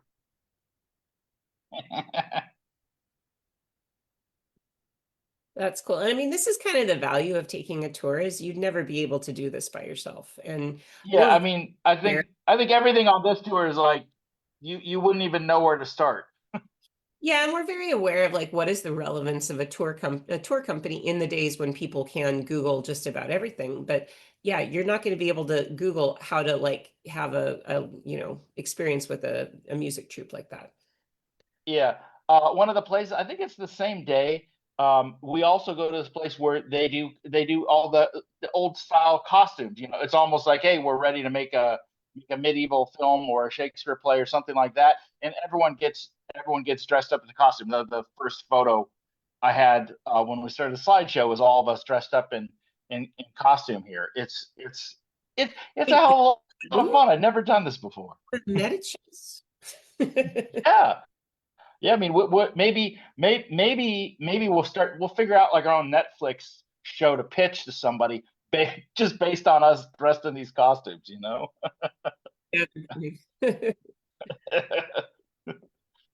Yeah. Hey, you got to be a good sport, you know, and our guests are always good sports on the stuff, and have fun with it. You know, why not? It's something special. We go to a place that has like a black sauna. They also smoke like their own like bacon there. They've got kind of, it's almost like, I don't want to say it's holistic, but there's a little bit of that vibe to it. I mean, it's funny. Estonia is probably like technically one of the least religious places in Europe, but it seems very spiritual. You know, it's like I don't think a whole lot of people are going to the different churches and stuff, but you get a thing is people are very connected to nature here because everywhere you go, it's really kind of nature. You don't have mountains because it's all very flat, but you've got forests and beautiful nature and rivers and lakes and ponds and things like that. And you get a feeling that people, and that's one of the things you learn with all these talking with these different locals and all the connections with their culture is that seem very connected to nature in Estonia. And hey, Andrew, you normally have wine in your tour, but you're way too far north to have wine there. It's like, well, we've got some wine. They actually grow a few grapes there, and they make wine from that, but they also make wines from. I think this was chokeberry wine. Again, another berry I had never heard of before. All sorts of different things. But you get your charcuterie and your wine from berries. You know, and you're, you know, farther north than probably Copenhagen is. I don't know. You're really far north. I don't really know where we're at, but you're far north, and hey, it's great.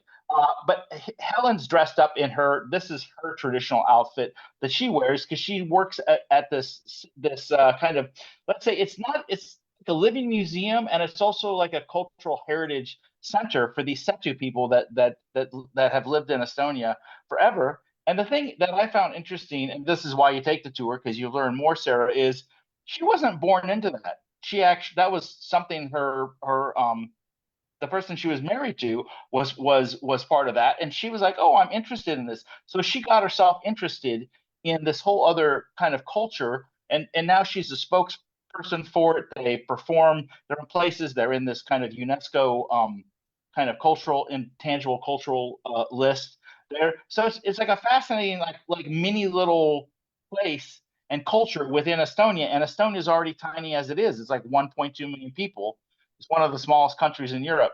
So it's kind of, we go really kind of in depth and just experience things that as a traveler to normal countries you'd really miss. Um, I think that's why one of the reasons why this Estonia trip is a really special, just unique kind of creation that we did. And really, I had the idea and I gave it to Helen, and she put all this together because she knows so many different little places and cultures and families and stuff like that. Um, and yeah, it was really one of the most kind of unique tours that I think we've done, or that I've done, I could say. We also, other things we do, we visit Tartu, where Helen lives. It's the second city in Estonia. It's also a big university town. It was the oldest university in Tsarist Russia. Estonia became independent after First World War, but then became part of the Soviet Union. Now, of course, it's independent, but that's a very old, very cute university town. There's a sign here that says, "Hey, you're entering the Russian Federation." There's a Cool. little track like some countries do where they built the borders, but the main road to go from one area to the next is all of a sudden in another country. So it's this thing where, hey, it's everyone drives through it. It's like less than a kilometer long. You can't stop, you can't walk through it, but you have to be in a car. But they have this thing, and of course, you're like, hey, I'm turning my GPS on and I'm there. So don't worry. I know even the U.S. ambassador drives through there. Everyone does. It's just one of those kind of weird things of like, hey, excuse us for like 2 minutes. We're driving through this part of Russia. No passport control, no nothing. Hey, you It's can add just, a country to your passport that you can't go to otherwise. exactly. Yeah. And then I just thought I'd put another picture of cake in there because, like I said, it's really good though. It's really good cake. And one of the cool things we do is there's a very large lake on the eastern side. It's actually kind of half the lakes in Russia, half the lakes in Estonia, called Lake Pepis, or we would say Pepsi. But then you're like, well, that sounds weird, like Lake Pepsi, but that's the name. Um, and we visit a lot of villages, and there's a small minority of people who live there. Most of them immigrated to either South or North America last century. And we have lunch at a local farm. We do some printmaking, and then we visit this one museum. This will be the last video I have. It's a museum of all these samovars in there, and it's again something I'd never seen before.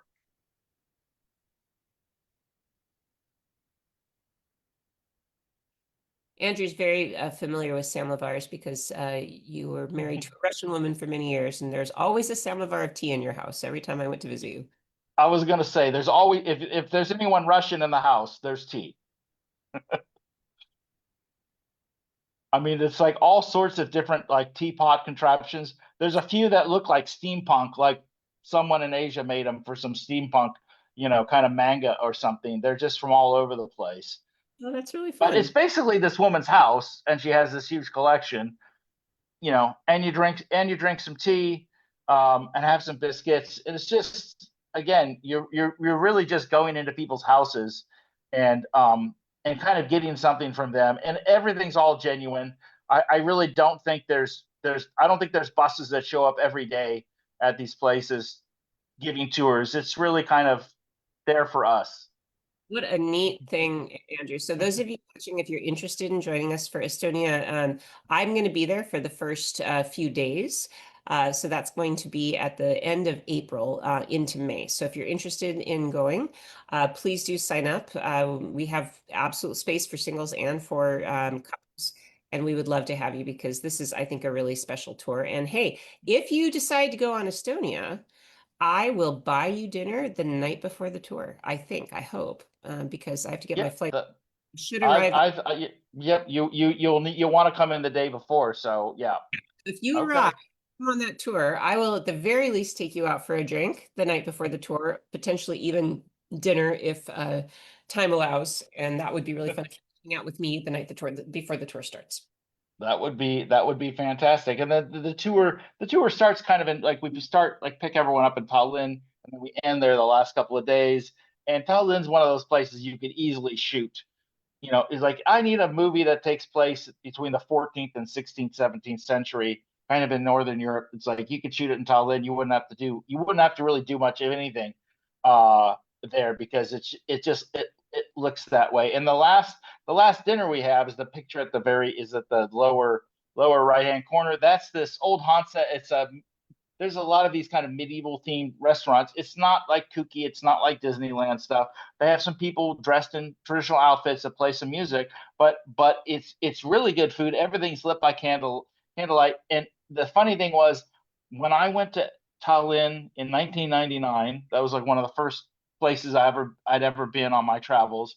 That was like the first dinner I had was there because that was written. I had like whatever Lonely Planet 1997 Estonia or Baltic countries or something like that, and that was the restaurant that looked cool, and I went there for my first meal and still around, and it's a really cool experience. So yeah, Estonia is like you could it's definitely I could say it's not your typical tour. It's not your typical AWS tour. It is really kind of its own thing. So we have a great time, and Helen is wonderful, and she's like a very special treasure. So I'd love to run this tour. And hey, you get to spend a couple days with Sarah, get some free drinks. You can't go wrong.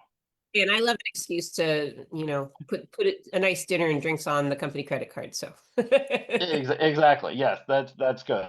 have a lot of All fun. right. So my second tour I'm going to promote.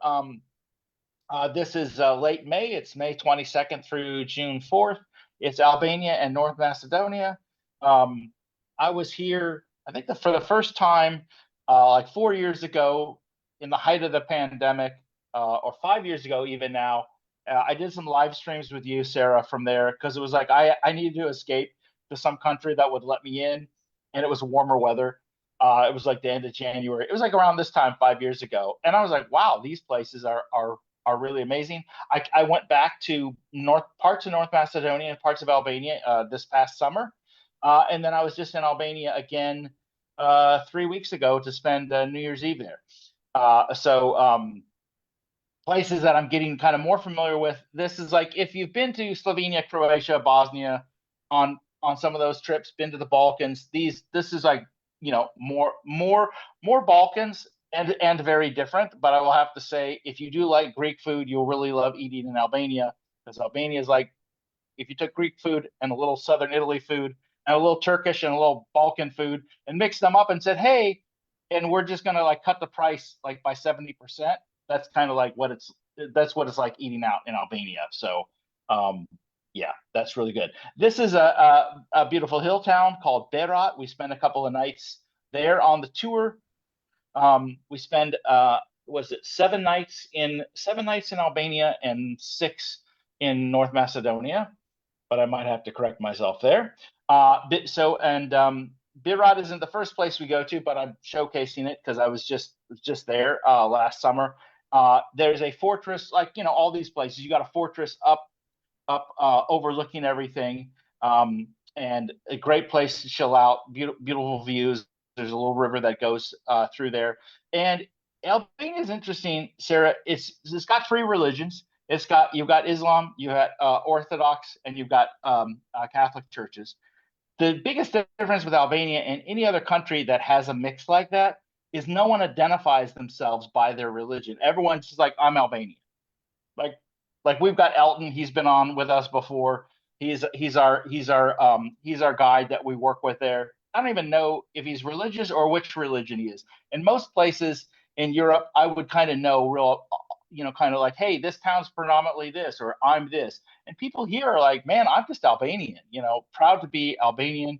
And I really like that. You can find some nice mosques and Orthodox churches and some Catholic churches, maybe not as many as the Orthodox and mosques are, but maybe as part of the whole idea that they were during this, let's say, Cold War era, they were the only official atheist country in the world. Like Soviet Union was a kind of atheist, but not like officially. But these guys were like officially atheist. So anyway, it's a nice mix of cultures.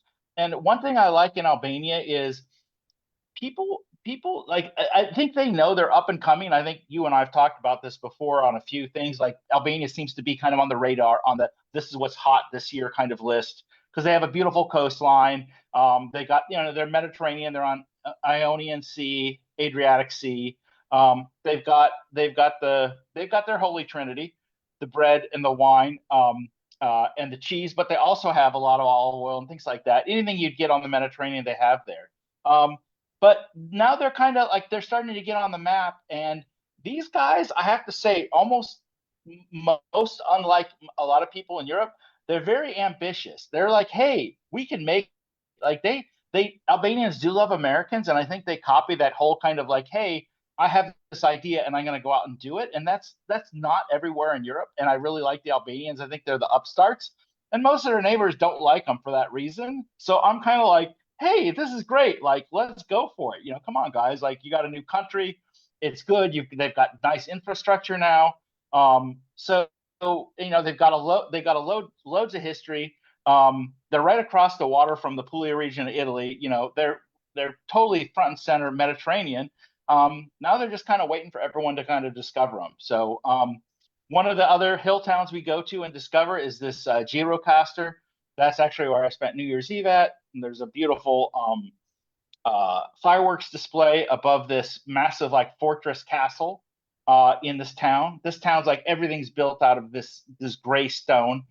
When you look at the town, and you figured, if we're gonna make something that takes place 500 years ago, you wouldn't have to change anything in the town. It looks so like stepping back in time. There's a main mosque there.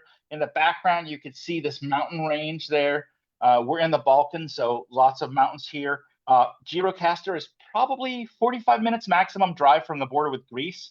So we're going more southern Albania. And I saw a lot of Greek cars there, so lots of Greeks are coming through. But it's a nice combination, like a lot of the Balkans. You've got forest, beautiful nature, sea, mountains. They're doing a really good job of trying to protect things now. Of course, that wasn't the case during the communist times, but the nature there's a lot of unspoiled nature, some wild rivers, some of the last wild rivers in Europe there. So kind of wherever you're going, there's something really nice, really pretty to look at. This is the castle itself, which has, so many different like kind of aspects to it. World War II history, 19th century history, kind of games between the British and the Ottomans. Everyone was kind of in this part of Europe trying to secure it. And there's a legend. The reason why it's called Girocaster is there's this young woman, Giro, who didn't want to get married to some sultan, so she decided to jump off the fortress. And Giro is her name, and Castra is the word for castle or fortress. So that's the legend of how Girocaster got its name. But just a really spectacular place. Not very big, but great infrastructure. Kruye is another interesting hill town. We visit that right when we start the tour. It's actually not so far from the airport. So I flew into Tirana Airport, the only airport right now. And 20 minutes later, I was in this cute hill town with all these, all these kind of bazaars. There's a lot of really Turkish Ottoman vibe going on here. You can see people still making things out of felt, or things out of leather, or things out of copper. You've got people working on stuff there. It's not just, hey, we've got a bunch of tchotchke crap that we've got from somewhere else. People are making things and making carpets and stuff like that. So it's got a little kind of that Turkey vibe to it there. It's got a beautiful castle that overlooks everything. There's a photo from the sunset there. And we visit that on the way to one of the restaurants we're going to, because I wanted to go somewhere special for the first night and have a real special dinner. And I'll show people that in just a minute. Sarah, John and Jim Belushi, the Belushis that made Blues Brothers, and yeah. So Belushi, they were Albanians. So this picture of the Orthodox Church there, that's this town called Korcha, which actually is probably got the biggest concentration of Orthodox churches and art and history there. It's very close to the border with Macedonia. They're from that town, or their parents were from that town, and they immigrated. So No. I'm waiting for the Belushi Museum. I don't know if it exists yet, but if it does, then I definitely go there. One of the things that the guy who ran Albania was definitely, he's like, he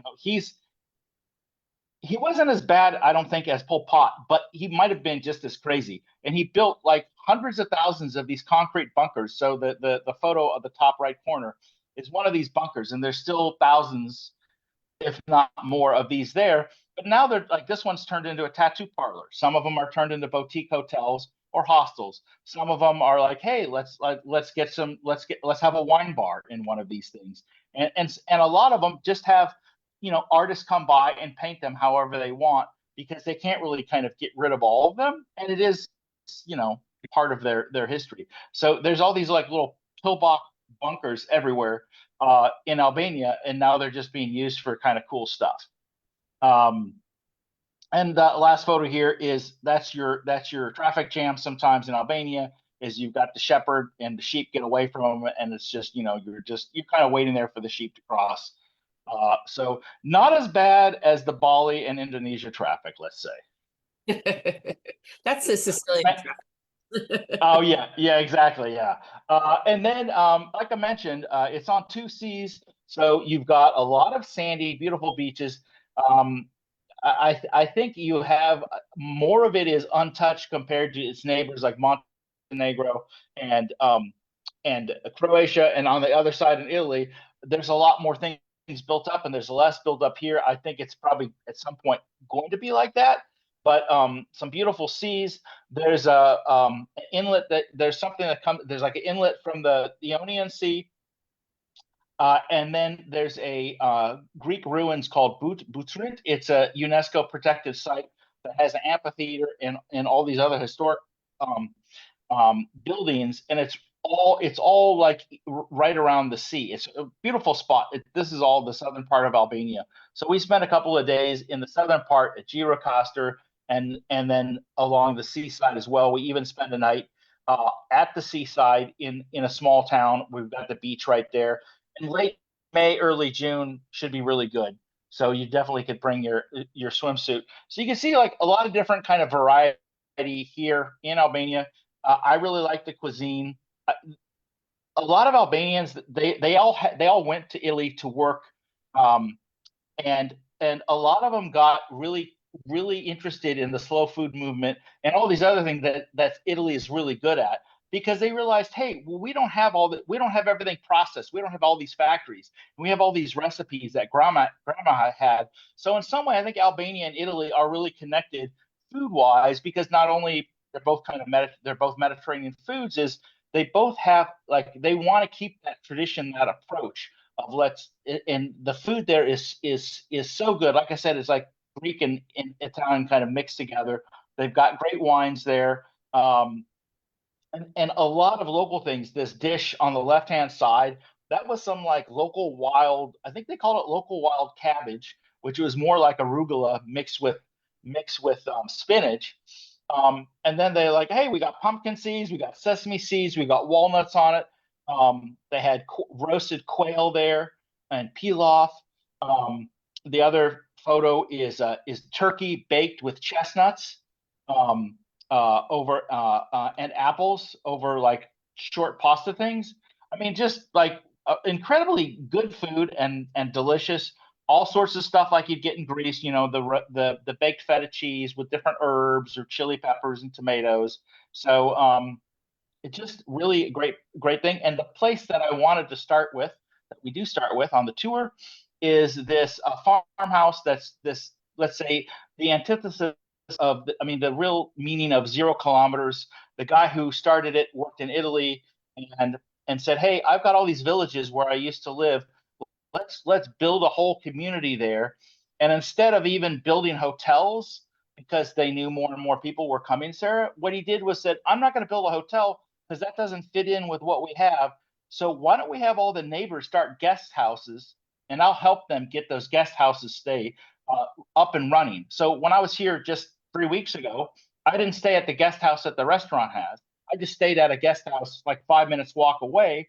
And all that was kind of sponsored and helped by the people who run this place because they realized all the neighbors, not only could they have their own guest house and guests, they're producing different foods that this restaurant is buying. It's such a great community-based thing. I've been there 3 or 4 times now, and it's just it's so impressive. On top of the fact that it's wonderful food, it is something really like special, and I think more people are trying to do that now in Albania and really kind of go back and be and kind of go back to these different traditions. So that's where we spend the first day overnighting, and we have our first dinner there. So I think it looks pretty good. Are you running this tour, Andrew? Yes, I am. Yeah, I'm running it. It's a guaranteed departure. So we have our minimums on that, but we have spaces open. So it would be great to, of course, always great to have more people.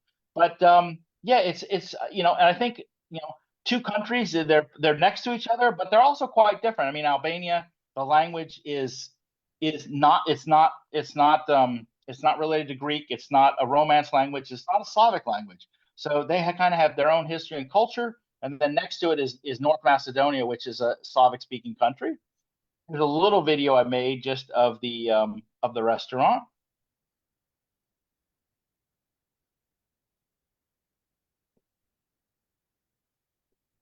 Or agritourism, I should say, because it's really an agritourism, but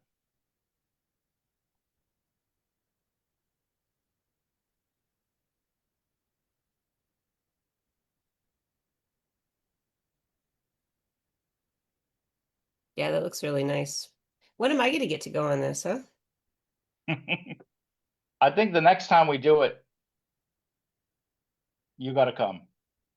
Yeah, that looks really cool. You can just take the ferry from Puglia. Oh, that's true, actually. I didn't think about that. Yeah. Actually, that's what we should do in 27 is we should do Puglia and Albania connected. That's a really good idea. Yeah. I think we have to discuss that. Yeah, I was gonna say, put that in the notes for 27. Yeah, I was like, okay, good idea.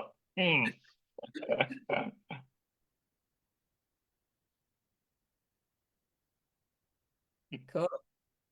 Well, that looks really, really fun. So I definitely want to go and check out Albania. And just so you guys know, like when you talk to people who are travel experts, I mean, I suppose I'm one of them, but like, when I talk to colleagues, and if you ask them what they think is going to be the next super hot destination, it's Albania. Funny enough, Andrew and I have been talking about Albania for what? This is maybe 7 years now. Yeah, I know. Yeah. Yeah. And we ran it, and we right when, because they were open before other countries were open during pandemic, and we had Terry and Ken on it in 2022, I believe. So yeah, it's like very, I mean, in some ways it's very old part of the world, but for travel, for tourists goes, it's a very new part. Lake Ohrid is this lake that's mostly in North Macedonia and some in Albania, and that's where we go first for the Macedonia part.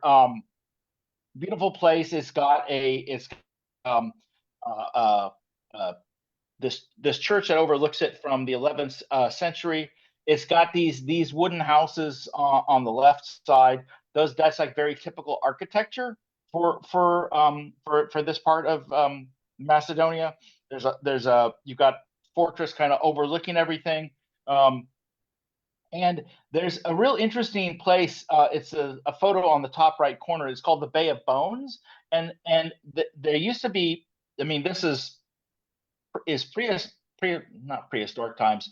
I think 3000 BC. There were people who lived, but they didn't live. They built their place like on top of the lake with stilts, and then of course they had all these bones that they were using obviously for eating, but all these animal bones they were making different things out of it, and they all went right into the water. And then at some point, people found this out and said, "Okay, there was a community living here on the lake on these stilts," so they've kind of rebuilt it. And we visit that, and the oldest monastery complex in this part of the Balkans there. And one thing is like if you in this part of the world, if you go to a church or a monastery, someone's going to have the priest is always going to have some rakia or other drinks to give you. So just be ready for some really strong drinks. But part, um, uh, this whole part of Europe was on the route. What is it? The Via, you know it, Sarah, from Constantinople to Rome. Via Ignacia, is that correct? The route that they would go to get to Rome. Anyway, that road went through here and then in through modern day Albania, and they would take the boat across to southern Italy, and then they connect up to Rome. So you've got some. I mean, you have the second oldest university after Bologna here in at Ohrid, and I mean it goes way back. And And Yatia. then I didn't what? know. Yeah, okay. Okay. Yeah, because sometimes I thought, well, that would be kind of fun to take that route and see like what all was on the route back then and what there is now. But I think you go through Greece, maybe even Bulgaria, of course, Turkey, North Macedonia, Albania, and then onto Italy. I know there'd be a lot of interesting things on that route. So one thing that I always like to do anywhere I go, but North Macedonia, Balkans is always good for that. Let's go to some villages, and be the only people who are visiting don't actually live in these villages, plus bonus points for grandmas making things, for donkeys, all the things that I like, beekeepers there and honey. So we've got a couple of days in some of the small villages there, meeting with these people. You actually have a lot of really good red wine from Macedonia that you can easily get in Seattle and other main cities. They were like 80%. I think they produced 80% of the wine of Yugoslavia, because they just have the center of the country is just all red, and they've got some serious sized wineries. So Macedonian wine is actually quite easy to find compared to, let's say, Slovenian or Albanian. Croatian wines getting a little easier. So great wine there. Also really good food culture. It stick to your ribs. Like I know Luca loves Bosnian food. If you sent Luca to Macedonia, he would need some stretchy pants when he's done with that, because they'd be like, oh hey, this is like burek, but it's called something else, and these are the cevapi sausages, but they're called something a little different. And oh, we've got sausages inside a baked bean dish. Like who would have thunk? Like how like you can't get more stick to your ribs of food than that. So these are just some of the things in Macedonia. I'll do when we have Albania Macedonia on for one of the weeks where we're spotlighting the whole thing. I'll have a more kind of in-depth slideshow to go over that. But just to give you kind of a little teaser, because I'm guessing most people again don't have a clear image of what it's like, but you really have Mediterranean Europe, Balkans, and everything kind of in between there, and you don't go hungry. Another place you don't go hungry. I think all of our tours are pretty much you don't go hungry. Yeah, I was going to say, I don't think there is a tour that we do where people go hungry. I think that would be our challenge. Like, hey, can we? But we wouldn't actually want to find that place. Well, I think that's the thing. You and I both really enjoy good food and wine. So I think that if you think about it, really, so many of our tours are constructed based on places we like to go because of the food. Yeah, exactly. So I think like everything's kind of a stretchy pants thing, because the whole idea is you should be eating more on this tour than you would if you're just sitting on your couch at home. So, and it's going to be way more fun. And it's not just the food. I mean, the food. Look, food, wine's great. The Holy Trinity is great. But it's really like when you see some of these people making this stuff, and you're just and if when you're getting this stuff that's just like so fresh, which I think is harder and harder to do in the U.S. and other places as well. I really think. Let's face it, Asia, Southeast Asia is great, but man, and Mediterranean is great. And Mediterranean's got a lot, and all of it seems to be really healthy in a good, tasty way. Yeah, exactly. Well, I mean, so you can think of it as like a healthy thing to go on a trip with us. It's good for your Yeah. health. Oh, exactly. Yes, exactly. And I mean, whatever the doctors are always saying, hey, one glass of red wine every day. That's good for you. Yeah, no, well, I would agree with that. So, Yeah. one last little note, Andrew, just out of curiosity, how's it looking about us going to Ecuador this year? It's looking really good. I still I still have to put. I'm waiting to get a little bit more feedback from a couple people, but I will be putting finishing touches on what looks to be like a 7 day, 7 night Ecuador Galapagos trip. Yeah, so we just want to kind of throw that out there that we don't know if this is going to happen, but we had a request for an Ecuador and Galapagos adventure led by me in July. So just going to throw that out there. If that sounds interesting to you, ping Andrew. It's Andrew at adventureswithsarah.net, and he can put you on an interest list, and we can see if we have enough people willing to run that. That would be a great date for teachers. One thing I did want to talk about that I didn't do is Peru. That's the one tour we already have on the calendar. I think I will do a slideshow about that on its own later, maybe next week or the week after, because Peru is really worth your time. If you have even thought about dabbling in Central or South America, it's a great place to start. Machu Picchu is one of the most impressive things I have seen in my whole life, like almost unbelievably impressive.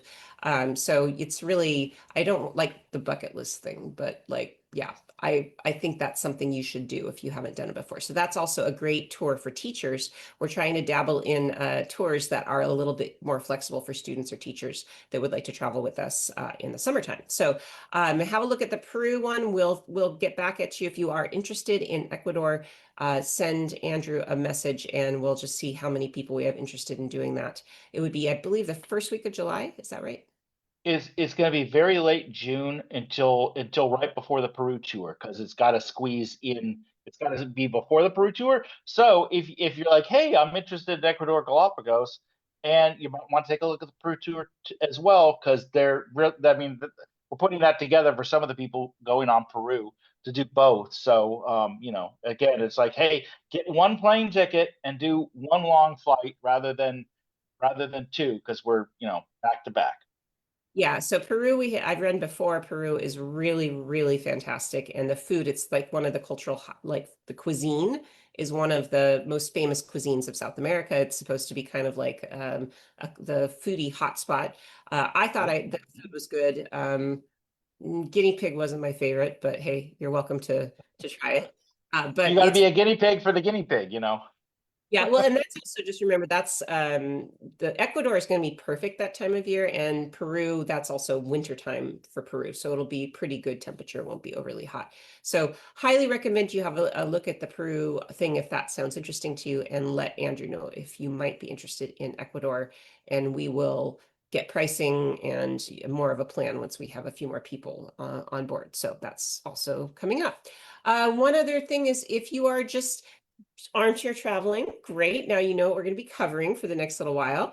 We're going to be doing a lot of Substacks coming up. So if you're not subscribed to my Substack, highly recommend that you subscribe. There's a free and a paid one. Free, you're going to get probably two pieces a month. The paid one, you'll get 4 or 5 written articles with my recommendations for places a month. What other thing did I want to mention? 2027. I know people are going to start asking us. Andrew, tell me about 2027. We're going to launch that the last Thursday in March, which I believe is the 26th. So 26, we don't know what's on the schedule yet. We're working on it. we So, got some ideas, but we can't give away the state secrets. Yes, Thursday evening ish on 26th of March. okay, so that means if you're watching this and you have a wish list item for a tour you would love to see on the 2027 schedule, we need to hear about it ASAP. I'll put out another post later this week taking a poll so we know that'll help us to kind of cultivate what we put on the 2027 schedule. So this is your chance to have a say in where we go in 27, but we need to hear from you soon. So I'll put out a post. You can also comment on this video. So I think that's about it. I forget anything, Andrew? Now, I was just going to say, if you've got an idea for a place you'd like to see on 2027, first, before you give it to us, powwow with your friends and be like, yes, we'd all like to do this. And here's even a time we'd like to do it at. And then send it to us because, like, the more people behind it is better chance of we'll be like, okay, I think we can do this. And as we've talked about many times before, not on this live stream yet is, remember, we do these custom tours, private tours, and those we're doing kind of more and more of those. So if there's something that won't be on a 2027 list, or you don't think will, but you got your little group of peeps to do it, come to us, because we can put it together. We got the resources. The style of the tours we like to run. So don't be shy. Whatever crazy ideas you have, we will at least listen to them. Yeah, I mean, it's really just a matter of 4 to 6 people. Even with 4 people, we're able to put a tour together, and then we can open up the rest of the spots to the public. So 4 people is a really great seed group. So if there's 2 couples and you guys say, hey, we want to do Australia, awesome. Let us know. We'll put it together and we'll price it out and we'll figure out how to get that off the ground. So that's really helpful in getting us kind of on the move for 2027. It's getting a little late for custom stuff for 26, but we do have a few requests out there that we are working through for private stuff for 2026. Again, groups of 6 or more, we're happy to do anything. You can even pick your guide if the schedule allows, but we do need to hear from you soon, because I think the window's closing a little bit on scheduling stuff for 26. So I think that's it. So join me here tomorrow again at 10:30 a.m. tomorrow, Pacific time. Lisa Anderson, my friend from Piedmont, is here in Seattle. And so she's going to be live streaming a similar thing with us tomorrow. We're just going to do a little chat and we're going to talk about some Italian destinations we're excited about. My slideshow won't be as good as Andrew's. Andrew's slide, you're much better at the slideshows now than I am. Very good, by the way. Enjoys your pictures. Thank you. So Lisa and I are just going to have a little bit more loosey-goosey, let's call it Italian style conversation. And we're going to cover Naples and the Amalfi Coast. We're going to talk about Piedmont.